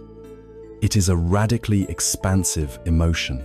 It allows us to experience joy without needing to personally achieve or acquire anything. If a friend wins an award, through muditā, we get to experience a taste of that joy. If a stranger on the street is laughing with pure delight, through muditā, we get to share in that delight. It instantly multiplies the amount of joy available to us in any given moment. It transforms the world from a hostile, competitive arena into a vast community where joy is a shared resource, waiting to be celebrated. There is a story of a wise and wealthy merchant who had 2 sons. As the merchant grew old, his friends and advisors urged him to divide his vast business and fortune equally between the sons to prevent them from becoming rivals. But the father, understanding a deeper kind of wealth, chose a different path. He called his 2 sons to his side and said, "I will leave my entire fortune to both of you to run together as one entity. But I am also giving you a secret inheritance, a treasure far more valuable than all my gold. This is the secret. You must learn to feel your brother's success as if it were your own. When he makes a wise decision, your heart must swell with pride. When he is praised by others for his skill, you must feel that praise as your own. And when he experiences happiness, you must let his joy be your joy." The sons, who loved and respected their father, took his strange advice to heart. Some time later, the elder son, through his diligence, secured a major contract that brought great profit to their shared enterprise. Instead of feeling a pang of jealousy, the younger brother's heart filled with genuine delight. He threw a great feast to celebrate his brother's achievement, and his happiness was as real and vibrant as his brother's. In turn, when the younger son was praised for his innovative ideas, the elder brother felt a deep sense of pride, telling everyone of his brother's brilliance. Because there was no rivalry between them, there were no secrets. They shared knowledge freely, supported each other's risks, and celebrated every victory together. Their business flourished in a way that would have been impossible had they been competitors. They became the wealthiest merchants in the land. But more than that, they discovered the truth of their father's wisdom. Their material wealth was great, but their emotional wealth was infinite. By practicing mudita, they had doubled every joy that entered their lives. They had built an unbreakable bond of trust and love, and they understood that this was the true inheritance, the treasure that could never be lost. This capacity for sympathetic joy is not something that only a few special people possess. It is a quality that can be consciously cultivated by anyone. Like any practice, we start small and gently. The easiest place to begin is with someone we love deeply, where joy for them comes most naturally. The next time a close friend or a beloved family member shares good news with you, take a moment to pause. Before the mind jumps to its own concerns, consciously let their happiness land in your own heart. Feel the warmth that arises from genuinely celebrating their good fortune. Savor that feeling. This is the seed of mudita. As the practice becomes more familiar, we can expand the circle. You might see a group of strangers in a park, laughing together. Instead of simply walking by, allow yourself to connect with their moment of joy. Offer a silent, heartfelt wish. How wonderful that they are so happy. May their happiness continue. You will find that this small act of appreciation brightens your own state of mind. The more challenging practice is to try and apply mudita when we feel the sting of envy. You see a colleague's success on a professional network, or a friend's seemingly perfect vacation photos, and you feel that familiar, bitter contraction. The first step is to mindfully acknowledge the envy without judgment. Ah, there is envy. This is what envy feels like. Then, see if it is possible, even for a microsecond, to find a tiny space in your heart to wish them well. It might be a simple thought. They are seeking happiness, just like me. May they be happy. This is not about pretending you don't feel envy. It is about choosing not to be imprisoned by it. It is a courageous act of freeing yourself from its poison. Each time you choose appreciation over envy, you are weakening the chains of your own suffering and strengthening your connection to the vast, shared ocean of human experience. We have now explored two of the great, boundless states of the heart, what are known in the Buddhist tradition as the Brahma-viharas, or divine abodes.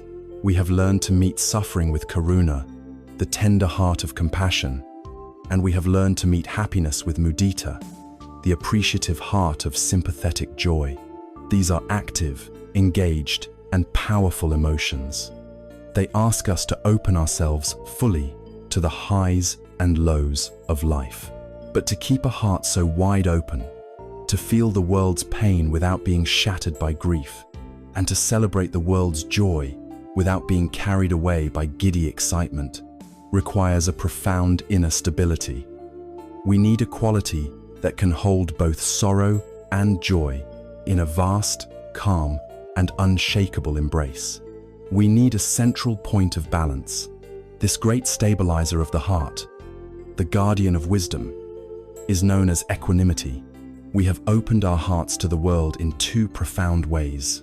We have learned to meet suffering with the tender strength of compassion, Karuṇā, and to meet joy with the appreciative delight of Muditā. Our heart is now engaged, active, and alive.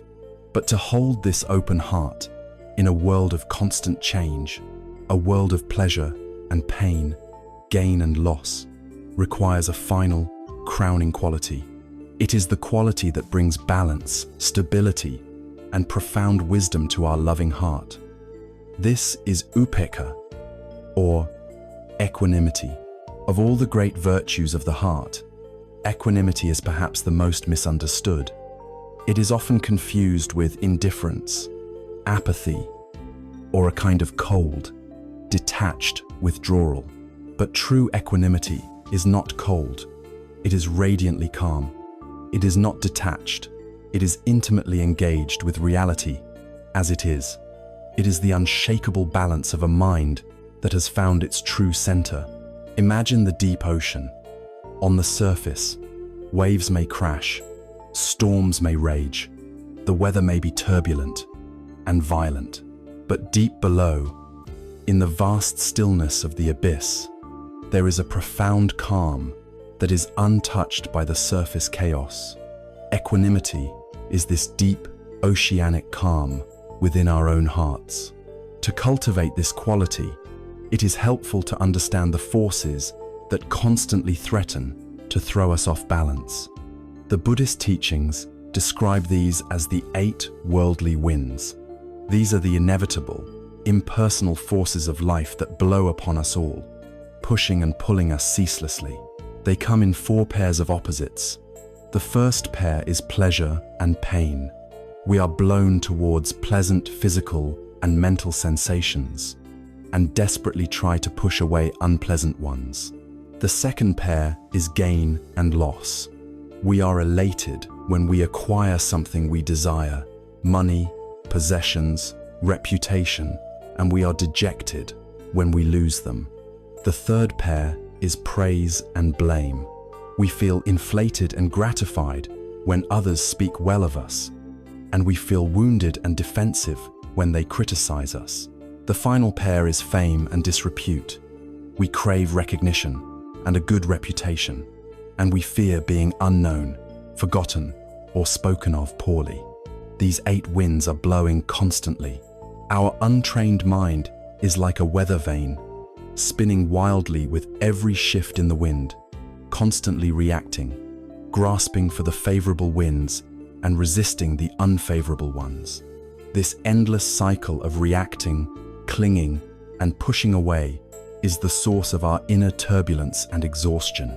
Equanimity is the art of learning to stand firm, grounded, and centered, allowing these winds to blow past us without knocking us over. There is a timeless Taoist story that perfectly illustrates this profound wisdom. It tells of an old farmer who lived in a small village. He had only one horse to help him work his fields. One day, the horse ran away. The farmer's neighbors came to console him, saying, "Oh, what terrible luck." The old farmer simply replied, "We shall see." A week later, the horse returned, and it was not alone. It brought with it a herd of 12 wild horses from the mountains. The neighbors gathered again, this time to congratulate him. "What incredible good fortune," they exclaimed. The farmer calmly replied, "We shall see." The next day, the farmer's only son was trying to tame one of the wild horses when he was thrown from its back, and his leg was badly broken. The neighbors came once more, shaking their heads. "How awful," they said. "First you had good luck, now this terrible bad luck." The farmer just looked at his son's bandaged leg and said, "We shall see." A few weeks passed, and the emperor's army marched into the village, conscripting every able-bodied young man for a brutal and distant war from which few were expected to return. When they saw the farmer's son with his broken leg, they passed him by. As the other village families wept for their sons, the neighbors looked at the farmer in awe. "You knew all along," they said. "Your bad luck was actually the best luck of all."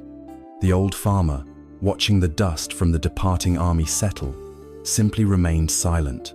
This farmer embodies equanimity. He is not indifferent. He tends to his son's broken leg with care, but he does not get caught in the immediate, short-sighted story of good or bad. He understands that life is a complex, interconnected web of causes and effects, and that what appears to be a disaster in one moment may be a blessing in the next, and vice versa. Equanimity is this spacious perspective. It is the wisdom to refrain from writing the final chapter of the story while it is still unfolding. It allows us to feel pleasure without clinging to it, knowing it will pass. It allows us to experience pain without aversion, knowing that it too will pass. It allows us to receive praise without becoming arrogant, and to endure blame without being crushed. it is crucial to understand that equanimity is not the enemy of compassion and joy, but their necessary foundation. It is the great, steady container that allows us to hold the powerful energies of the heart without being shattered by them. Compassion without equanimity can easily become what is sometimes called idiot compassion. It is a state of being so overwhelmed and distraught by the suffering of another that we lose our center and become useless. We drown in their pain instead of being a stable presence that can offer real help. Equanimity provides the calm, steady hand that allows us to tend to the wounded without becoming wounded ourselves. Likewise, sympathetic joy without equanimity can become a kind of giddy attachment. We might get carried away by another's success, creating expectations or attachments that lead to future disappointment. Equanimity allows us to celebrate with an open and appreciative heart without losing our own grounding. It is the vast, clear sky of the mind that allows all kinds of weather, the thunderstorms of sorrow, the bright sunshine of joy to arise and pass through without ever becoming the weather itself. This profound balance is not born from willpower or emotional suppression. True equanimity is the natural fruit of deep wisdom. It arises spontaneously as we internalize the truths we have been exploring on this journey. It grows from a deep, experiential understanding of impermanences, the direct knowledge that all states, pleasant and unpleasant, are temporary. It grows from insight into non-self, the realization that the me who is being praised or blamed is not a solid, fixed entity, but a fleeting process. Praise and blame are like winds blowing through an empty space. There is nothing solid for them to stick to, and it grows from an understanding of cause and effect, or karma. We begin to see the intricate web of conditions that lead to any event, moving beyond the simple, dualistic labels of good luck and bad luck. This wisdom, this ability to see the bigger picture beyond our own personal dramas, points toward a radical shift in perspective.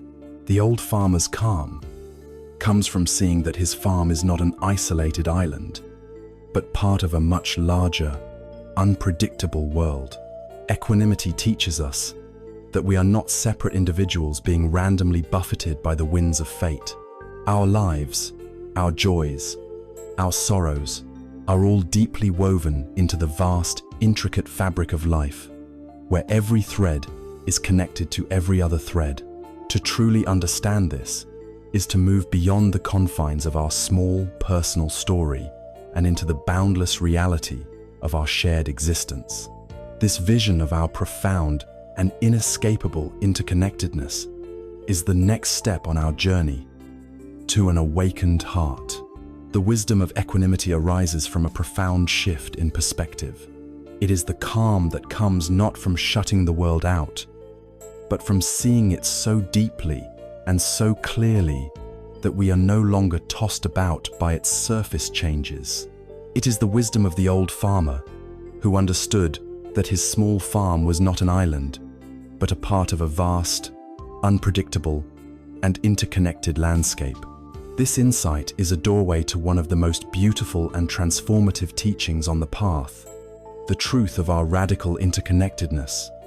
We are raised on a powerful myth, the myth of the separate self. We are taught to see ourselves as isolated individuals, rugged pioneers, self-made men and women. We believe we are the independent authors of our own lives, competing with other separate selves for resources and happiness. The Buddhist view presents a radically different picture. It suggests that this sense of separation is the primary illusion, the root delusion that gives rise to so much of our fear, loneliness, and conflict. The truth is that we are not islands. We are all expressions of a single, indivisible web of life. The great Zen master, Thich Nhat Hanh, coined a wonderful word for this reality: interbeing.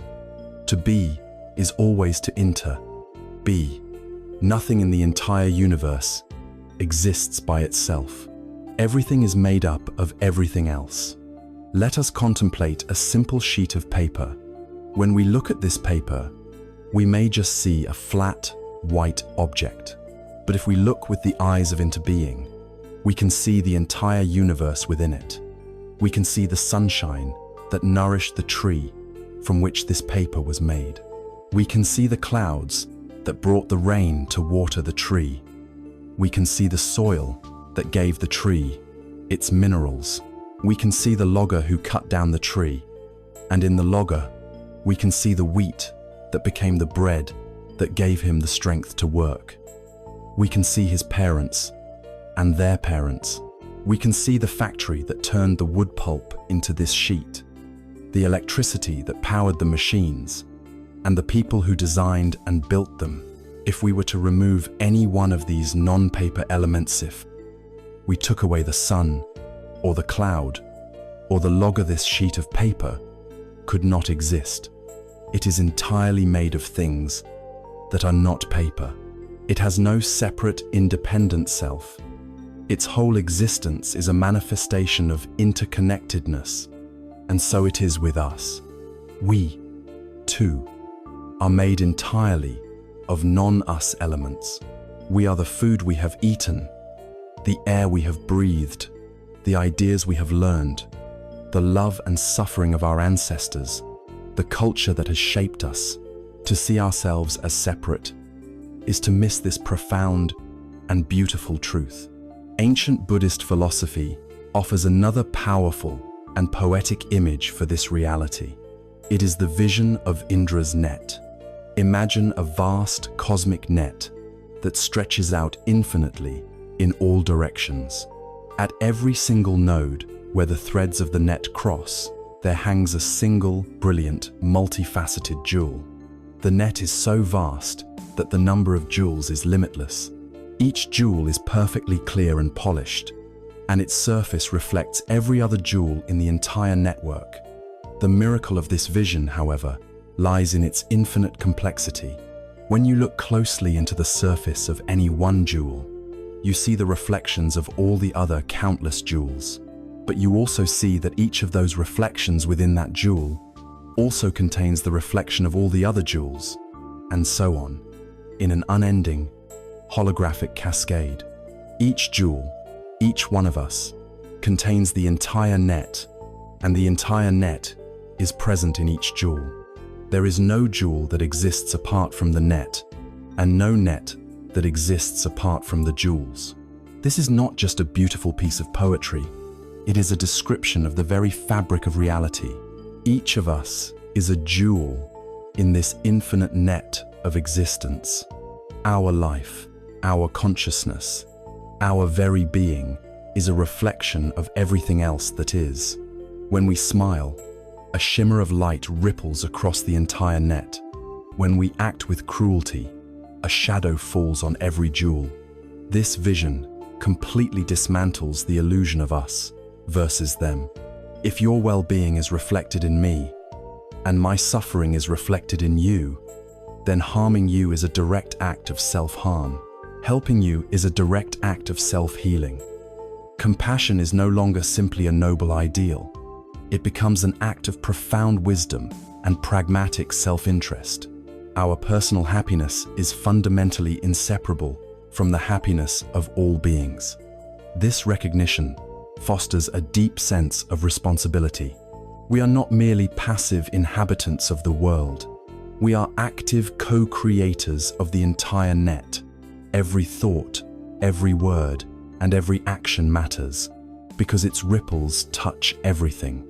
This transformative view has the power to heal our most difficult relationships.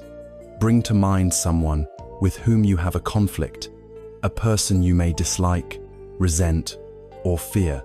Our usual tendency is to see this person as a solid, independent entity, an enemy who is the sole cause of their behavior and our pain.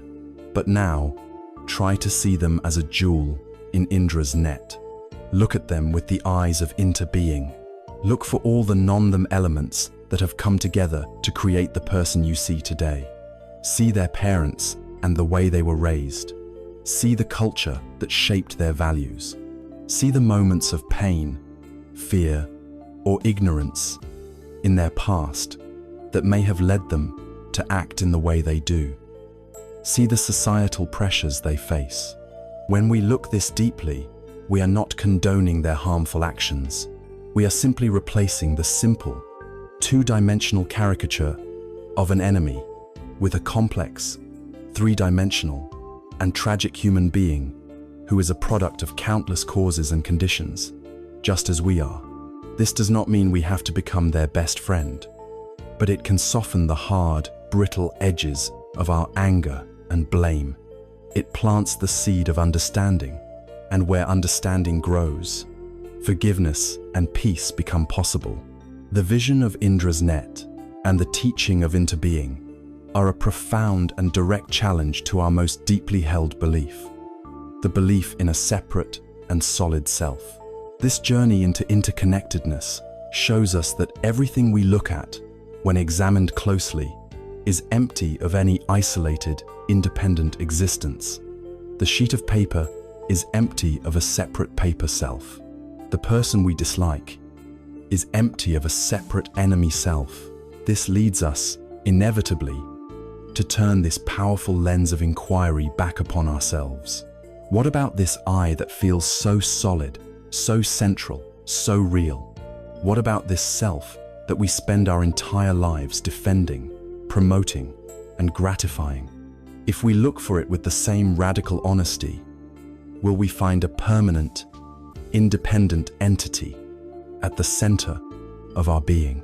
Or will we find that we, too, are like a shimmering jewel in the net, a temporary convergence of countless, ever-changing threads, beautifully reflecting the entire universe, and yet empty of any solid core?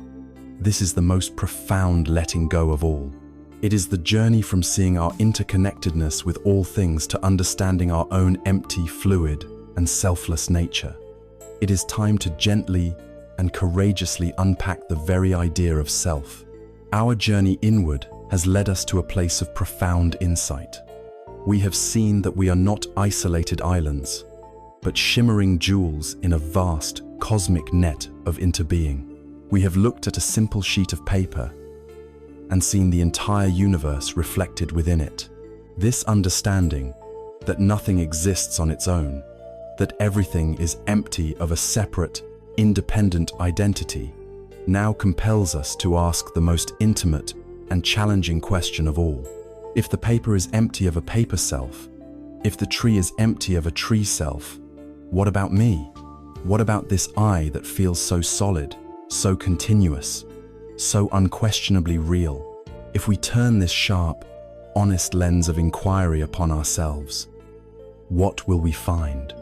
This brings us to the pinnacle of Buddhist wisdom, the teaching that is said to be the key to ultimate liberation.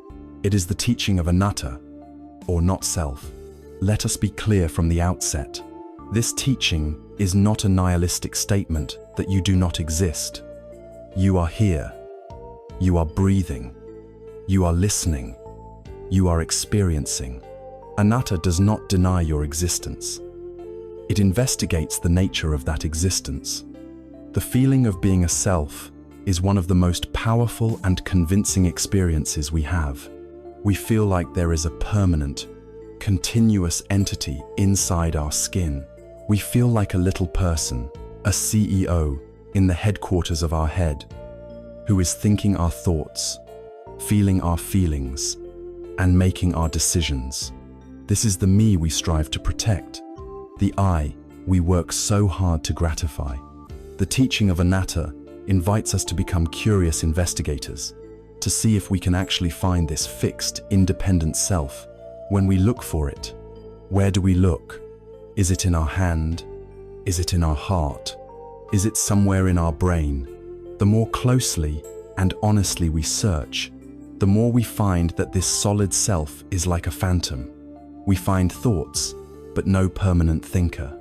We find feelings, but no permanent feeler. The I is strangely, mysteriously, absent. To aid this investigation, Buddhist psychology offers a brilliant analysis. It suggests that what we conventionally call a self is not a single solid thing, but a dynamic, ever-changing process, a bundle of 5 interconnected functions. These are known as the 5 aggregates, or skandhas. The first aggregate is form, or rupa. This is our physical body, with all its sensations. This seems like a good candidate for the self. But is it? Our body is in a constant state of flux. It ages, it gets sick, it heals. The cells that make up your body today are not the same cells that made it up 7 years ago. It is an impermanent process, not a stable entity. If our body is our self, are we a different self when we are sick than when we are well? The second aggregate is feelings, or vedana. This refers to the raw sensations that arise whenever our senses make contact with the world. These are categorized as pleasant, unpleasant, or neutral. Are we our feelings? This is clearly not the case. Feelings are like the weather, constantly changing. In a single hour, we can experience a pleasant feeling of warmth from the sun, an unpleasant feeling of hunger, and a neutral feeling of sitting in a chair. If we were our feelings, our self would be flickering in and out of existence from moment to moment. The third aggregate is perception, or sana.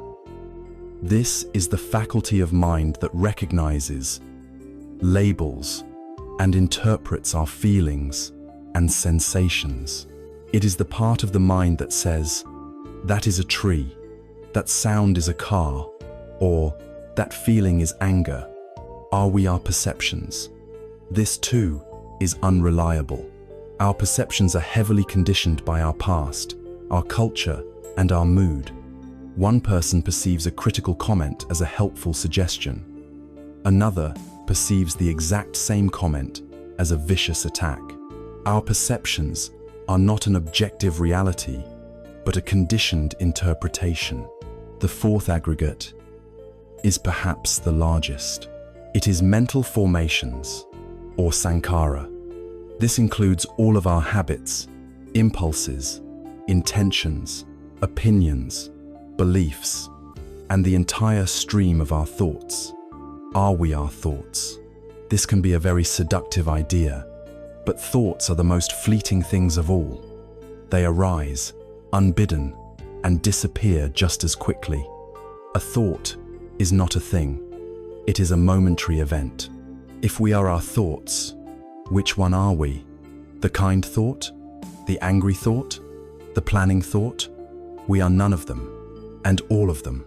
The fifth and final aggregate is consciousness, or vijnana. This is the basic faculty of awareness itself, the knowing quality that arises when a sense organ meets a sense object. Seeing consciousness arises when the eye meets a form. Hearing consciousness arises when the ear meets a sound. Is this pure awareness our true self?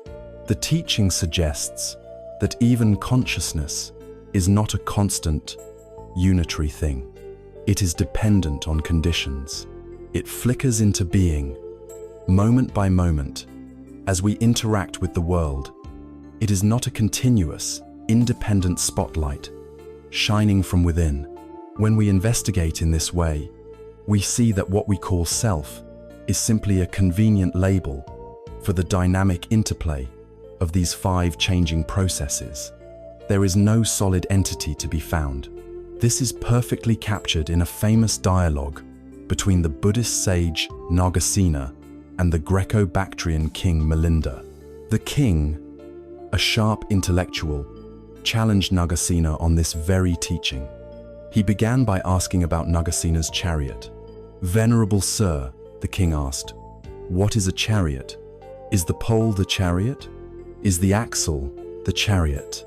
Are the wheels, the frame, or the reins the chariot?" To each question, Nagasena calmly answered, "No, Your Majesty."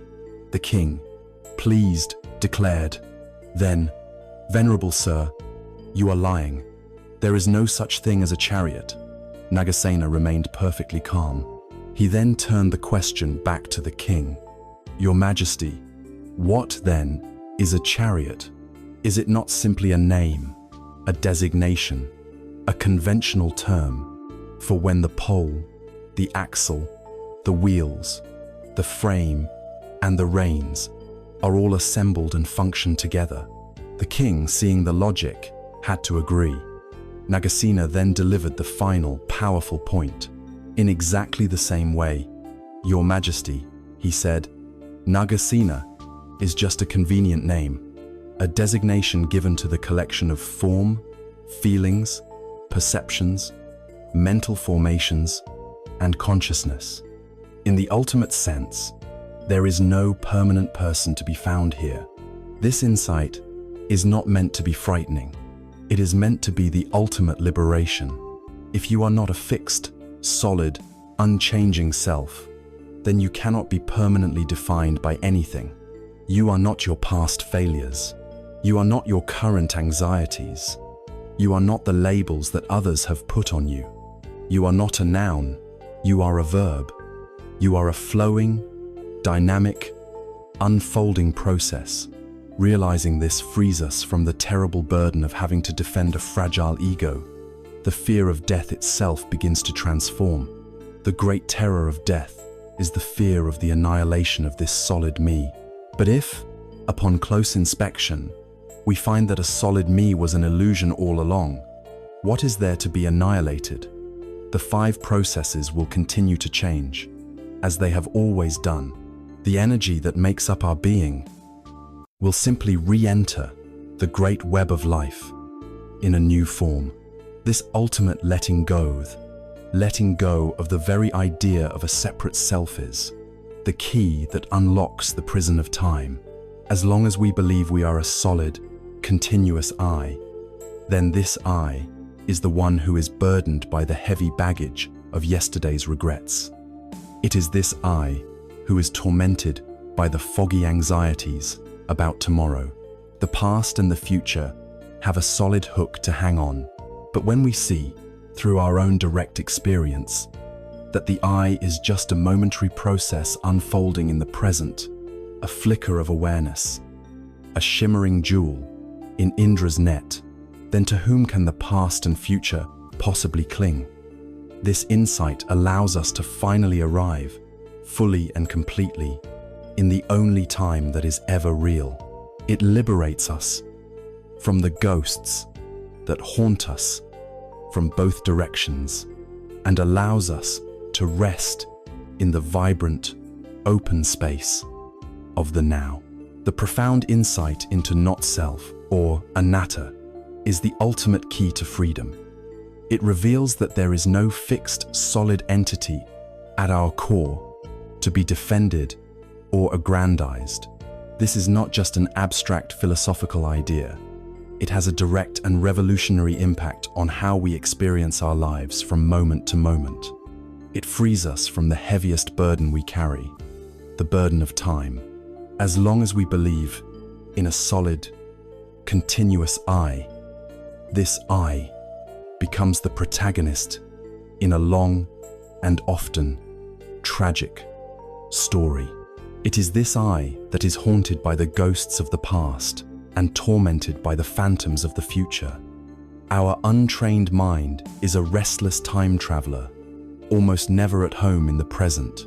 Imagine your life is a house with 3 rooms: the room of the past, the room of the present, and the room of the future. Though life only ever happens in the room of the present, we spend almost all of our time living in the other 2 rooms, surrounded by memories and fantasies, regrets and anxieties. Let us first enter the haunted house of the past. For many of us, this room is filled with ghosts.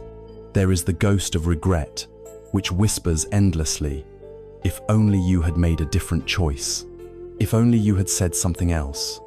There is the ghost of guilt, which condemns us for past mistakes, telling us we are permanently flawed. And there is the ghost of resentment, which keeps the wounds of old injustices fresh, forcing us to relive the pain of being wronged over and over again. We can also be haunted by seemingly pleasant ghosts, the sweet phantoms of nostalgia. We might spend hours romanticizing a golden past, a time when we believe we were happier, younger, or more successful. We then use this idealized memory as a yardstick against which the present moment always falls short. Whether painful or pleasant, living in the past is a form of bondage. The events are over. They exist now only as memory traces in our mind, as thoughts happening in the present. Yet we give these thoughts the power to define us and to poison our current reality. We are willingly drinking yesterday's poison today. This is the essence of the second arrow. The event is over, but we keep shooting ourselves with the memory of it. There is a classic Zen story that perfectly captures this human tendency. Two monks, one senior and one junior, were on a long walking pilgrimage. Their path was intersected by a wide, muddy river. On the riverbank stood a beautiful young woman in fine silks, hesitating, clearly afraid to cross and ruin her clothes. The monastic rules for this order were incredibly strict, forbidding a monk to even touch a woman. The junior monk stood back, expecting them to wait or find another path. But the senior monk, seeing the woman's distress, walked over to her without a word. He effortlessly lifted her onto his back, waded through the strong current, and gently set her down on the far side. He then bowed slightly and continued on his way. The junior monk was utterly scandalized. He hurried to catch up, his mind a raging storm of judgment. He broke his vows, our sacred vows. How could he be so shameless? For hours, as they walked in silence, the junior monk replayed the scene in his mind. He imagined the feeling of the woman on his master's back. He composed speeches of condemnation. His inner turmoil grew with every step, the weight of his indignation becoming almost unbearable. Finally, as dusk began to fall, he could contain himself no longer. He burst out, "Brother, I must speak. I am deeply disturbed by what you did at the river. You know our rules forbid us from touching a woman, yet you lifted her and carried her. You have violated your sacred vows." The senior monk turned to him, his face calm and his eyes filled with a gentle, compassionate light. He looked at his agitated junior and said softly, "Brother, I put that woman down by the riverbank hours ago. Why are you still carrying her?" This question echoes through the ages, and it is a question for each of us. What are we still carrying? What old arguments? What ancient slights? What past failures are we still hauling on our backs, weighing us down with every step we take in the present? The practice of letting go of the past does not mean developing amnesia. It does not mean we condone harmful actions or pretend they never happened. It means we learn the lessons the past has to offer, and then we set down the heavy bag. We release the emotional charge. We stop allowing past events to define our present identity. The most powerful tool for this is forgiveness. Forgiveness is not something we do for the other person. It is a gift of freedom we give to ourselves. It is the conscious decision to stop carrying the woman on our back. Just as we are haunted by the past, we are lost in the foggy maze of the future. This is the room of what if and if only. We spend countless hours in anxious preparation for calamities that will likely never occur. We rehearse difficult conversations, plan our comebacks, and run through worst-case scenarios, filling our bodies with the stress hormones of a threat that is not actually present. We are fighting battles with imaginary enemies, or we escape into pleasant fantasies, dreaming of a perfect future where we finally have the right job, the right partner, the right house, believing that then, and only then, we will be happy. We are postponing our lives, always living for a tomorrow that never arrives. There is a vast difference between wise planning and neurotic worrying. Wise planning involves assessing probabilities and taking skillful, practical steps in the present to prepare for a likely future. Worrying, on the other hand, is an obsessive mental loop that tries to control the uncontrollable. It is, as the saying goes, like paying interest on a debt you may not even owe. It achieves nothing but to drain our vitality and rob the present moment of its richness. The insights of not self and impermanence are our guides out of these phantom rooms of past and future. If there is no solid, continuous self, then who is it that is being defined by the past? If everything is in flux, then who is it that can be guaranteed a certain future? Seeing this allows us to finally come home. It allows us to arrive, fully, in the only room where life ever actually takes place, the present. The present moment is not just a razor-thin, fleeting instant between a past that is gone and a future that is unborn. It is a vast, open, and vibrant field of potential. It is the only place we can feel the warmth of the sun, taste our food, hear the voice of a loved one, or take a healing breath. Each moment is a fresh start, a gift. In English, this is why we call it the present. It is a gift offered to us again and again. When we learn to inhabit this gift of the present moment more fully, a quiet miracle begins to occur. The desperate need to rush through our lives, to get through the boring parts to arrive at the important ones, begins to fade. We discover that there are no ordinary moments. Mundane, everyday activities, which we once performed on autopilot, become opportunities for profound practice, for presence, and for peace. The artificial wall we have built between our meditation time and our real life begins to crumble, revealing that the path is not just on the cushion. The path is everywhere. It is in the kitchen. It is in the office. It is in every step we take. It is the discovery of the sacred in the heart of the ordinary. Our journey has brought us home. Home from the haunted rooms of the past and the foggy mazes of the future. Home to the only place where life can ever be found. The vibrant, living reality of the present moment. Having arrived here, anchored by our breath and illuminated by the insight of not self, a new question arises. What do we do now? The answer is at once simple and revolutionary. We do whatever we are doing. We learn to live our lives. For many of us, the practice of meditation is something we do for 10, 20, or 30 minutes a day on a cushion in a quiet room. We see it as a training period, a time set apart from the chaos of our real lives. But the ultimate purpose of sitting on that cushion is to train our minds so that we can eventually get up and carry that same quality of awareness with us into every moment. The goal is not to become a good meditator. The goal is to dissolve the artificial boundary between our practice and our life, and to realize that every moment is an opportunity to be awake. Most of us live our lives on a perpetual conveyor belt, our minds always fixed on the next destination. This is the tyranny of the next thing. We drink our morning coffee, not to savor its warmth and aroma, but to get the caffeine so we can begin the workday.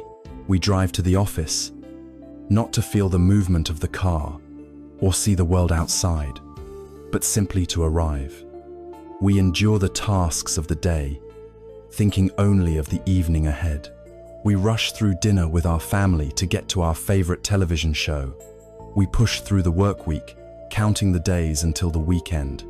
We get through the months, living for the annual vacation. We live through the years of our career, dreaming of the day we can finally retire. We are constantly living in the future. The vast majority of our life, the precious, unrepeatable moments of our existence, are treated as mere obstacles to be overcome. as a means to a future end. The tragic result of this way of living is that we are never truly where we are.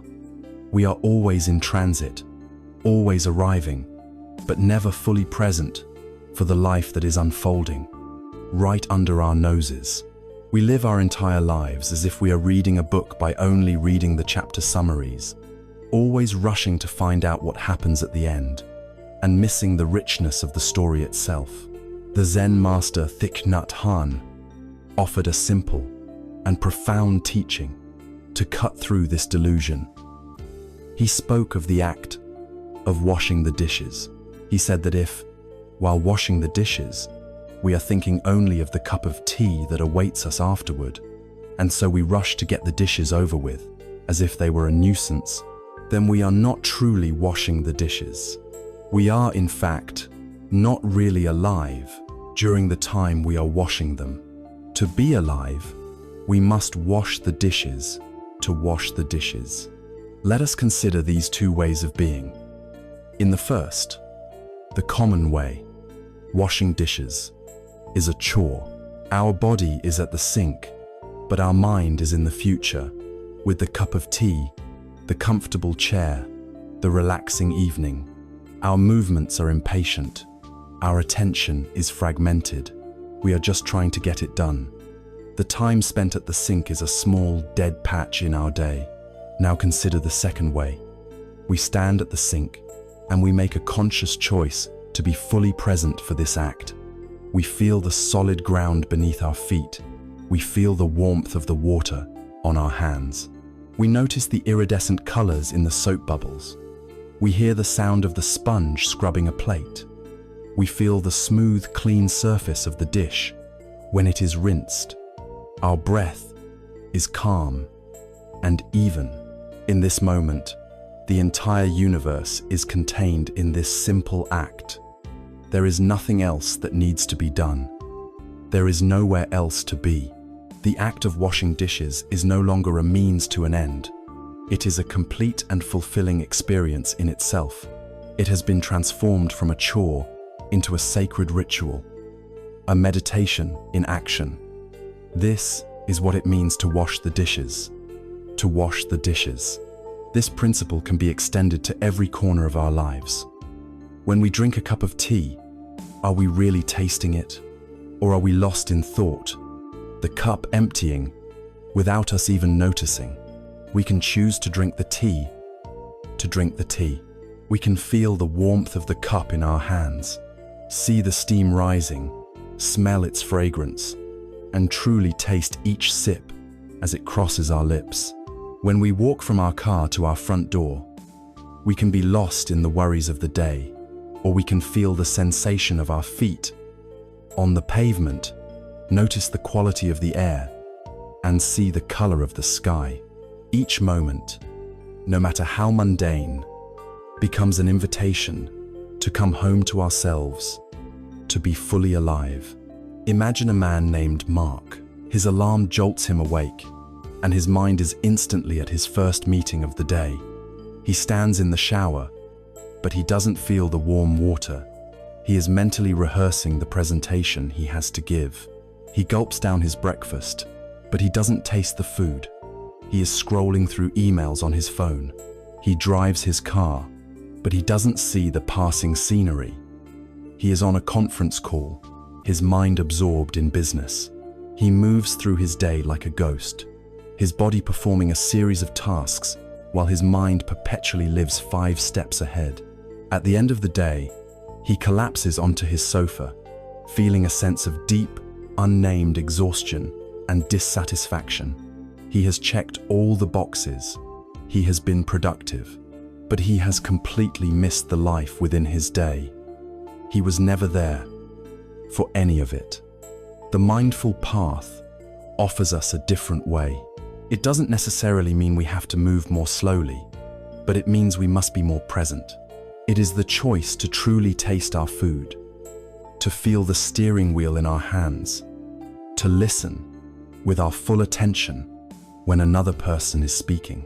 We have been conditioned to believe that peace and happiness are destinations, future states that we will arrive at once we have achieved enough, fixed enough, or even meditated enough. This teaching turns that idea on its head. It reveals that the path is the destination. The joy is not in finishing the journey. It is in the quality of attention we bring to each step on the journey. Peace is not found at the summit of the mountain. It is found in the feeling of our feet on the trail with every step we take. When we truly grasp this, our entire life is transformed from a frantic race to a sacred pilgrimage. There are no unimportant moments. Every breath, every step, every dish washed with presence is the practice of awakening. This profound shift in our relationship with doing, this practice of infusing our actions with a quiet, non-striving presence, naturally leads us to question our culture's deep obsession with constant activity and productivity. We begin to wonder if there is a wisdom not just in mindful action, but also in mindful non-action. What if the most skillful and effective way to navigate certain situations is to stop trying so hard, to release our tight grip of control, and to simply allow things to unfold? This inquiry opens the door to a subtle, beautiful, and powerful concept from the East, the art of effortless action, the wisdom of Wu Wei. Our journey has brought us into the heart of the present moment, transforming ordinary tasks into sacred rituals. We have learned to wash the dishes, to be fully where we are. This practice of mindful action changes our relationship with the very idea of doing. Our culture is built on a gospel of effort. We are taught that success, in any field, is the result of striving, of struggle, of imposing our will upon the world. We are told to hustle, to grind, to force things to happen through sheer determination. But what if there is another way? What if there is a power not in forceful action, but in effortless action? To explore this, we can turn to a beautiful concept from the kindred spiritual path of Taoism, a concept that resonates deeply with the Buddhist heart. This is the wisdom of Wu Wei. Wu Wei is often translated as non-doing or non-action, but this can be misleading. It does not mean passivity, laziness, or apathy. It is not an excuse to sit back and do nothing at all. Wu Wei refers to a special quality of action that is natural, spontaneous, and perfectly aligned with the flow of life.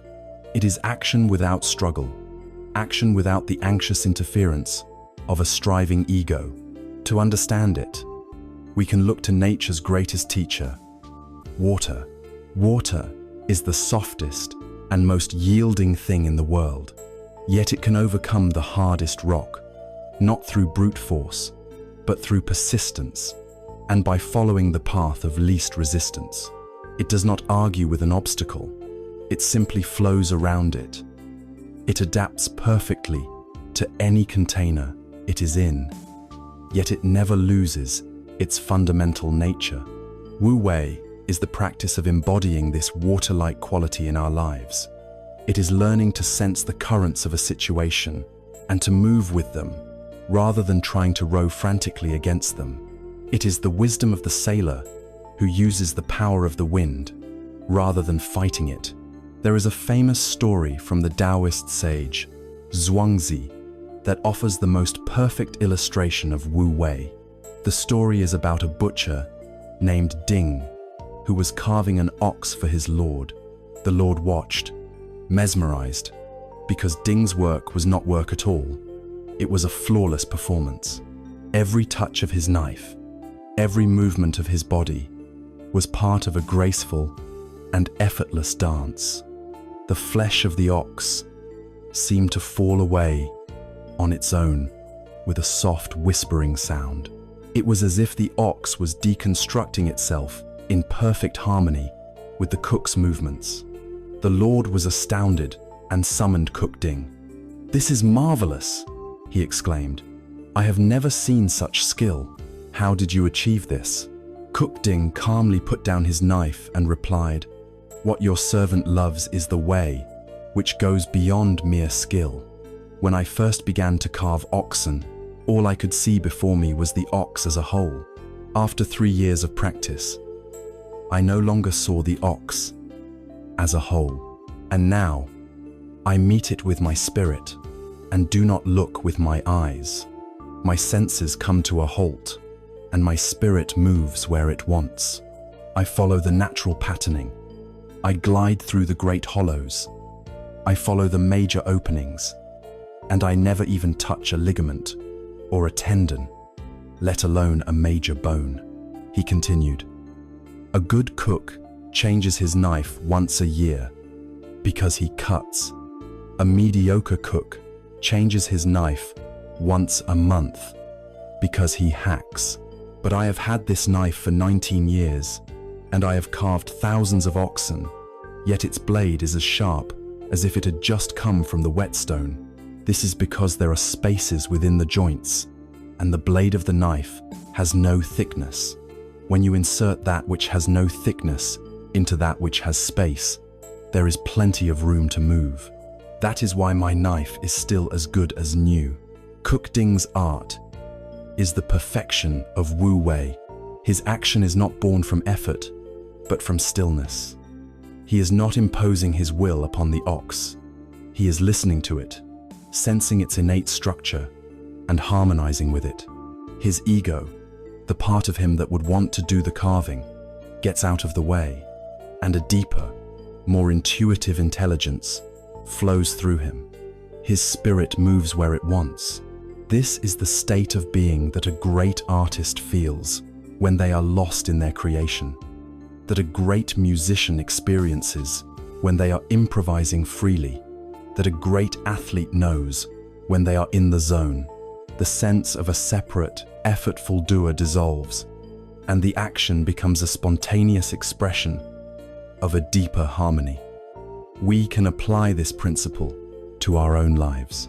In a difficult conversation, instead of preparing our arguments and trying to force our agenda, we can practice deep listening, sensing the openings and the spaces in the other person's words and responding to those rather than to our own preconceived ideas. When facing a complex problem, instead of trying to solve it with frantic mental effort, we can hold it gently in our awareness, allowing a more creative, intuitive solution to emerge from a place of quiet. The essence of this practice is learning to let go of our desperate need for control. Our ego is like a frantic, micromanaging boss, constantly shouting instructions, convinced that without its effortful striving, everything will fall apart. It is the rower in the boat of our life, straining at the oars, convinced that progress is only possible through its own sweat and toil, often unaware that it is rowing directly against a powerful current. Wu Wei is the wisdom of pulling the oars out of the water. It is trusting that the river of life has its own current, its own intelligence. Our job is not to fight the river, but to use a small, subtle rudder to navigate it skillfully. This requires a profound trust in the unfolding of the process, a trust that if we align ourselves with the way things are, the results will be more graceful and effective than anything we could achieve through brute force. Paradoxically, it is when we stop trying so hard, when we release our white-knuckled grip on the outcome, that we often find things flowing with an ease and elegance we never thought possible. This profound wisdom of acting in harmony with the flow, of finding our fulfillment in the quality of the process itself, leads us to a final, radical question about our goals. Cook Ding's joy was not in the pile of butchered meat at the end. It was in the effortless dance of his knife through the spaces in between. If we can learn to find our peace and our satisfaction in the journey itself, then what becomes of our frantic obsession with the destination? If we can find fulfillment in the graceful flow of the present moment, what is the purpose of our constant, anxious striving to arrive somewhere else? This shift in focus makes us begin to wonder if the destination we have been chasing our entire lives, the there, where we believe happiness finally resides, might be nothing more than an illusion. The art of effortless action, Wu Wei, teaches us a profound lesson. It shows us that true grace and skill are found not in the frantic striving for a result, but in the harmonious quality of the process itself. Kukding's joy was in the dance of his knife, not just the final pile of meat. This insight plants a seed of doubt about one of our most deeply cherished cultural beliefs, the belief in the destination. From our earliest days, we are taught to see life as a linear progression, a journey towards a series of goals. We are told that happiness is a place we arrive at in the future, a prize we are given for sufficient effort and achievement. Our entire life is structured around this destination model.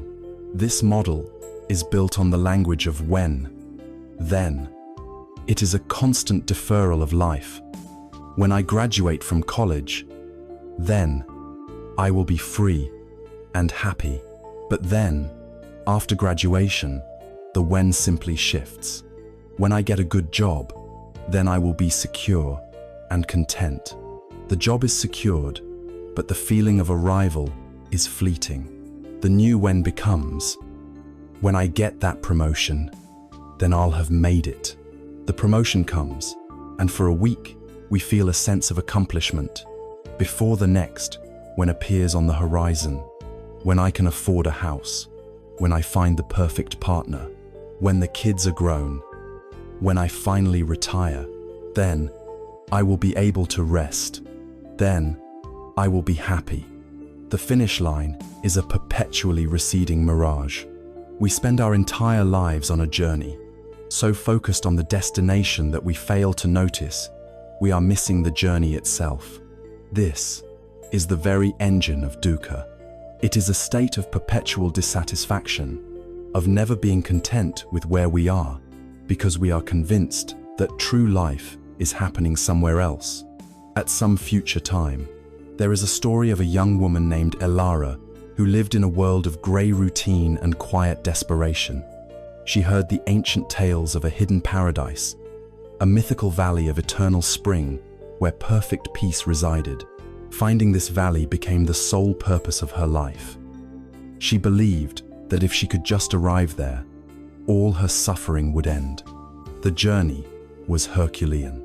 She crossed vast, scorching deserts under a relentless sun, her mind fixed only on the cool streams of the paradise to come. She climbed treacherous, snow-capped mountains, her body aching, cursing them as mere obstacles on her path. She navigated dark and dangerous forests, seeing the ancient trees not as things of beauty, but as impediments to her goal. Along the way, she met people who offered her kindness, a warm meal, a place to rest, a story shared by a fire. But she saw these encounters as mere distractions, opportunities to refuel before continuing her frantic quest. She was not living, she was enduring. After years of relentless hardship, she found an ancient map and followed its cryptic markings. She crawled through a final, narrow canyon and stumbled out into a valley. It was a beautiful valley with a clear river and green fields, but it was just a valley. The sun shone, but it also rained. People worked, laughed, and sometimes wept. Children were born, and old people died. It was not a magical land free from the laws of nature. It was simply a place. Elara collapsed by the river, her heart shattered. Her entire life's purpose, the destination that had fueled her for so long, was an illusion. An old woman from the valley, seeing her despair, came and sat quietly beside her. "Tell me of your journey," the woman said in a kind voice. And so, Elara began to recount her travels.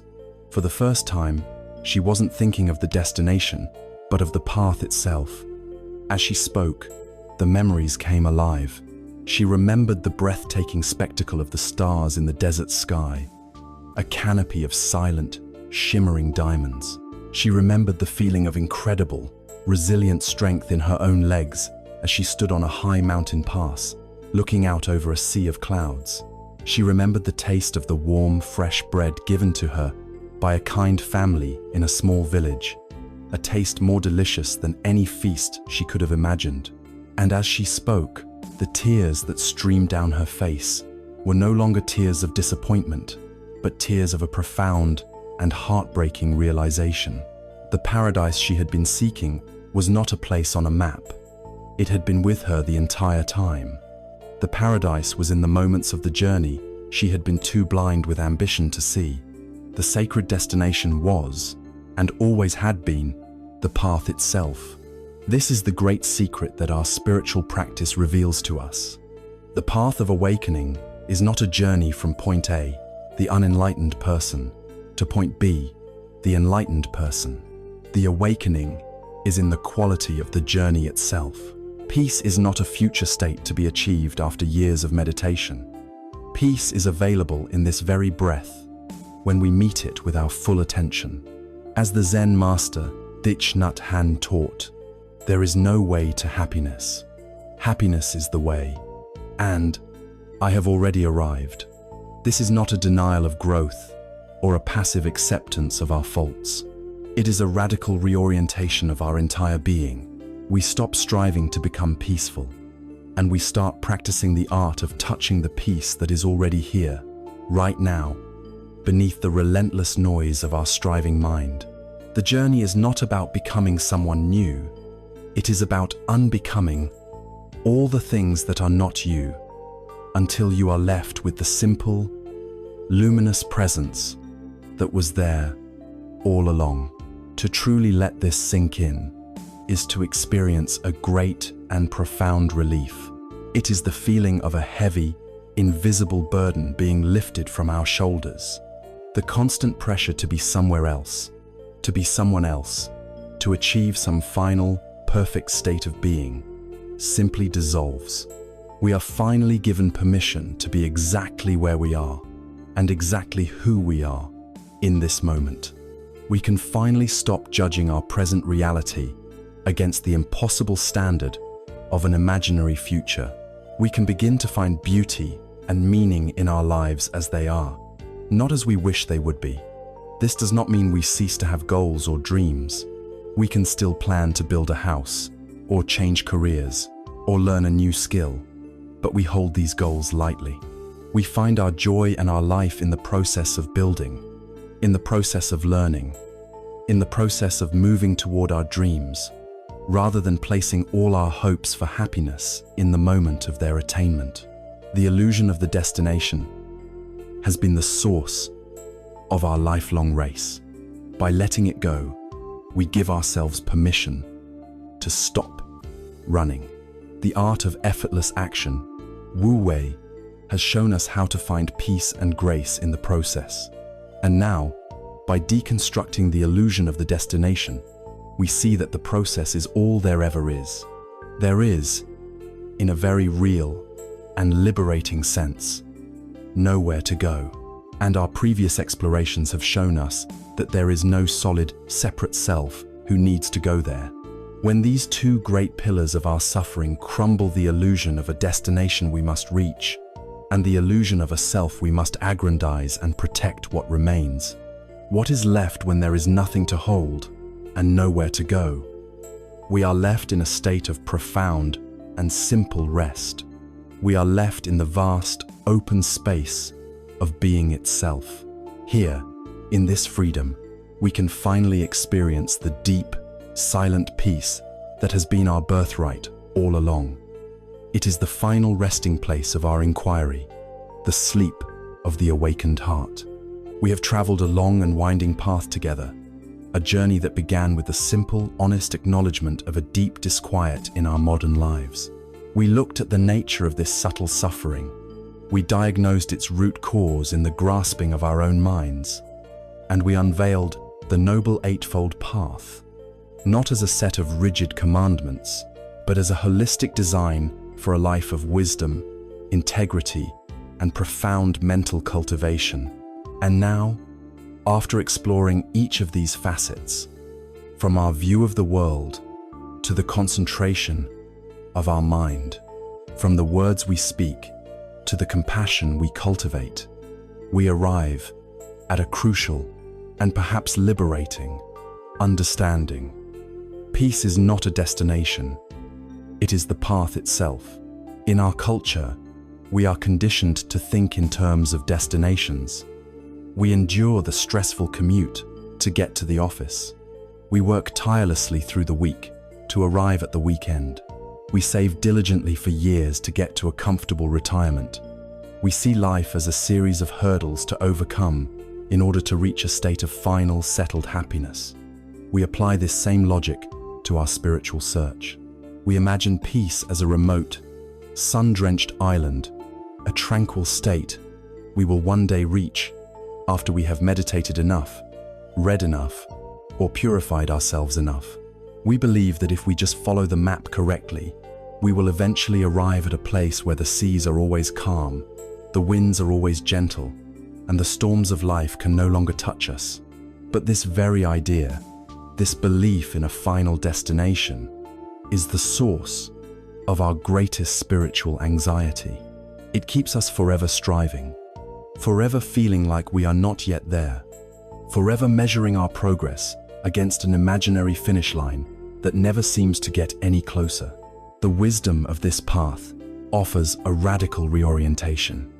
It asks us to see that the goal is not to stop the ocean from producing waves. The waves of life will never cease. There will be waves of joy and waves of sorrow. There will be waves of gain and waves of loss. There will be waves of praise and waves of blame. There will be the gentle lapping of contentment and the towering tsunamis of unexpected tragedy. To expect otherwise, to hope for a life without waves, is to live in a state of constant resistance to reality, and this resistance is itself a form of suffering.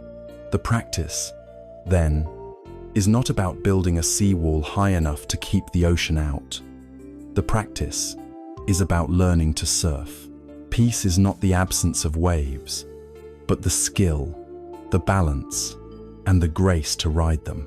It is the ability to meet the rising swell of a difficult emotion with mindfulness, to navigate the choppy waters of a challenging relationship with compassion, and to enjoy the exhilarating ride of a moment of happiness without desperately clinging to it as it inevitably subsides. The surfer does not command the ocean, but by understanding its nature and moving in harmony with it, she finds freedom and joy amidst its power. This path is not an escape from reality. It is a courageous engagement with it. It does not offer a sedative to numb us to the pains of the world, but rather a set of precision tools to operate skillfully within it. When we practice right mindfulness, we are not fleeing from our thoughts and feelings. We are turning towards them with a kind and steady attention, learning their nature so they no longer control us from the shadows. When we cultivate right action, we are not withdrawing from society. We are learning how to live within it, with an integrity that brings peace to ourselves and to others. When we develop right concentration, we are not trying to create a permanent blissful state to hide in. We are sharpening the mind so that it can see reality more clearly, cutting through the delusions that cause our suffering. Buddhism does not offer a refuge from life, it offers refuge in life, by showing us how to find a deep and unshakable stability right in the midst of the marketplace, the office, the family dinner. A vital concept to carry with us on this journey is what is known in the Zen tradition as beginner's mind. It is the practice of meeting every moment with the freshness, curiosity, and openness of someone who is seeing it for the first time. The expert's mind is often closed, full of opinions, conclusions, and a sense of knowing. The beginner's mind is empty and therefore ready for anything. It is open to the vastness of possibility. In the context of our path, The moment we think, I have arrived, I am enlightened, or I finally understand it all, we have lost our way. Spiritual pride creates a new, more subtle form of ego, a new wall between ourselves and the living, breathing truth of the present moment. The path is not about accumulating knowledge until we become an expert. It is about unlearning, about letting go of our rigid ideas and concepts so that we can remain a perpetual student of life. The peace we seek is not found in the certainty of having all the answers, but in the humility of being open to the question of this very moment. To maintain a beginner's mind is to understand that the journey has no end, because the journey itself is the point. There is no more beautiful illustration of this principle than the practice of walking meditation, or kinhin.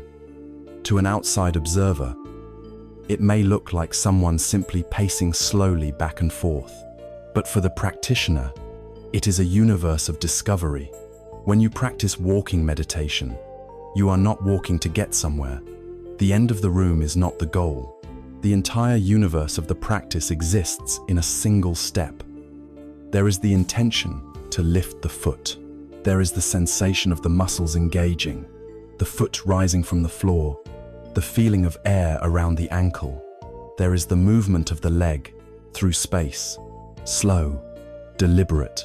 And then there is the placing of the foot, the feeling of the heel connecting with the ground, then the sole, then the toes, the gentle shift of weight. In that one step, if you are fully present, is the whole of the path. Each step is an arrival. Each breath is the destination.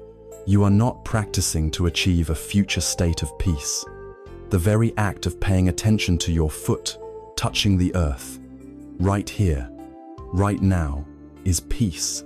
It is a peace that is simple, grounded, and utterly available.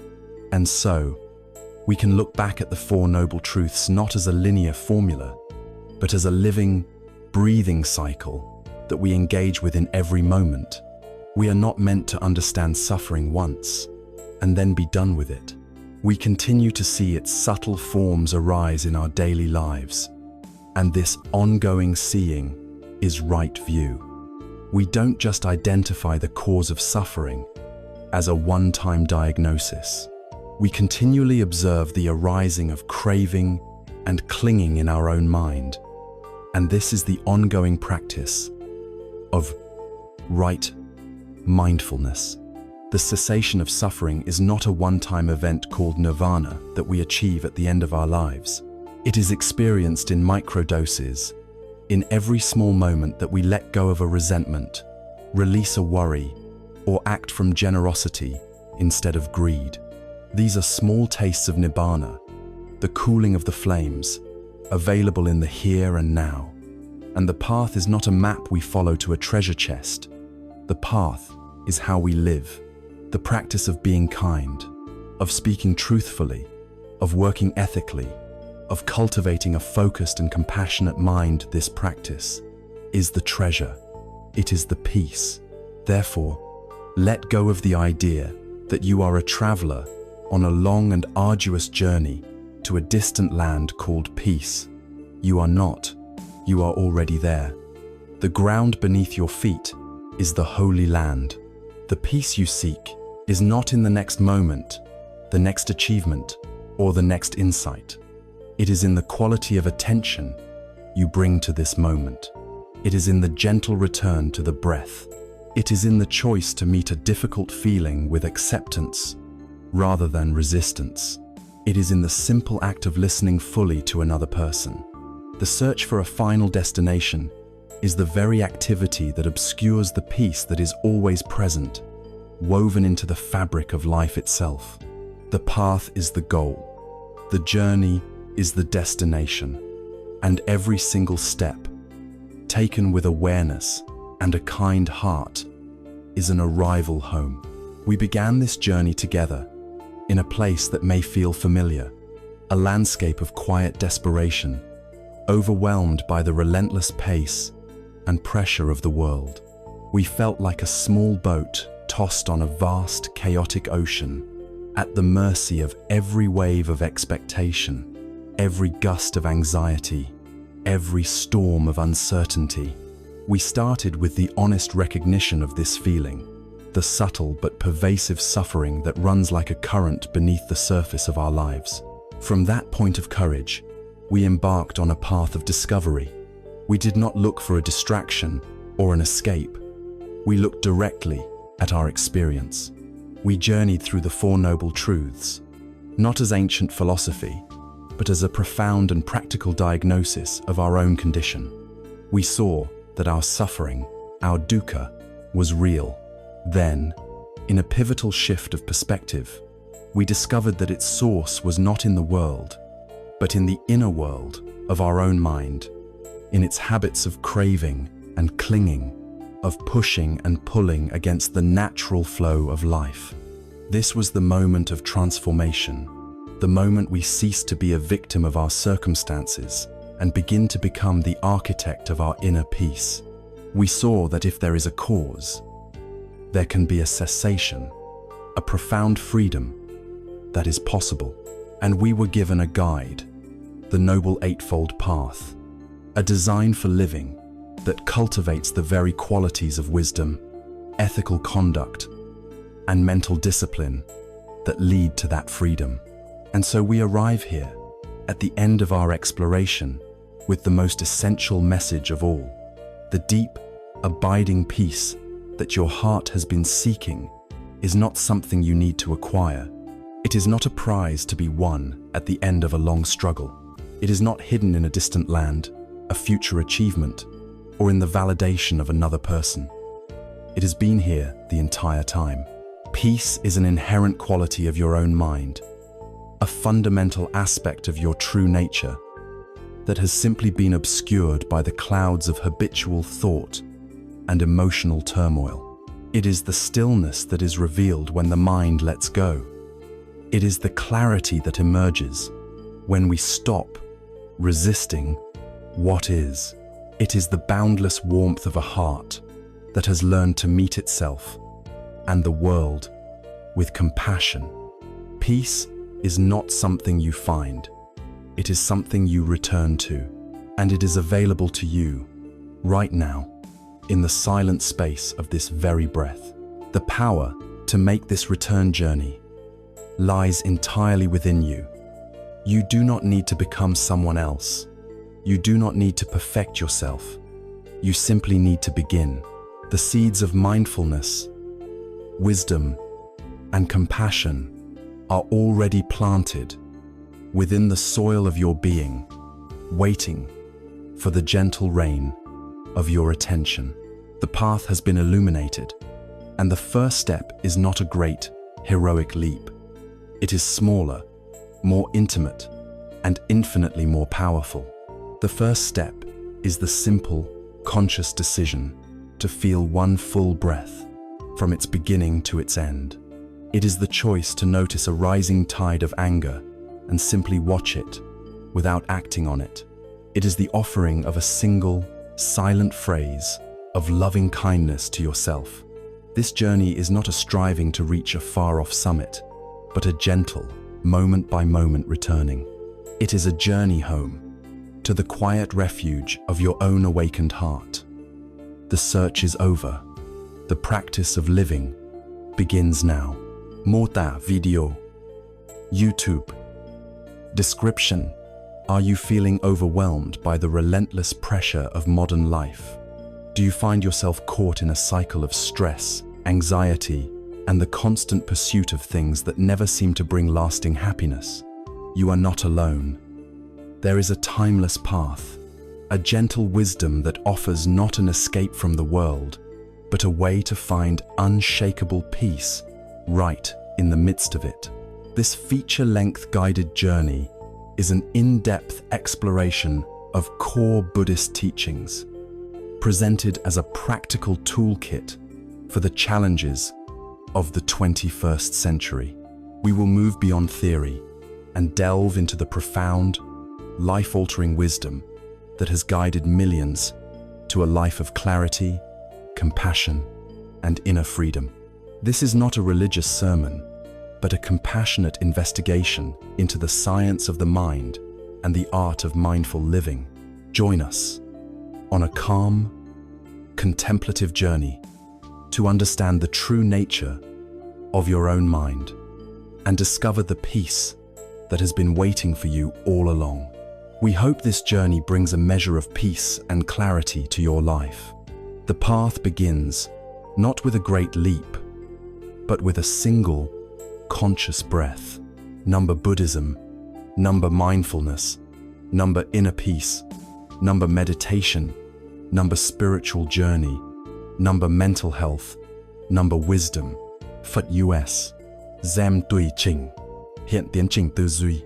Chắc chắn rồi, đây là phần mô tả, từ khóa và gợi ý về tiêu đề cũng như văn bản cho ảnh thumbnail, được thiết kế để tối ưu hóa cho YouTube và thu hút đúng đối tượng khán giả.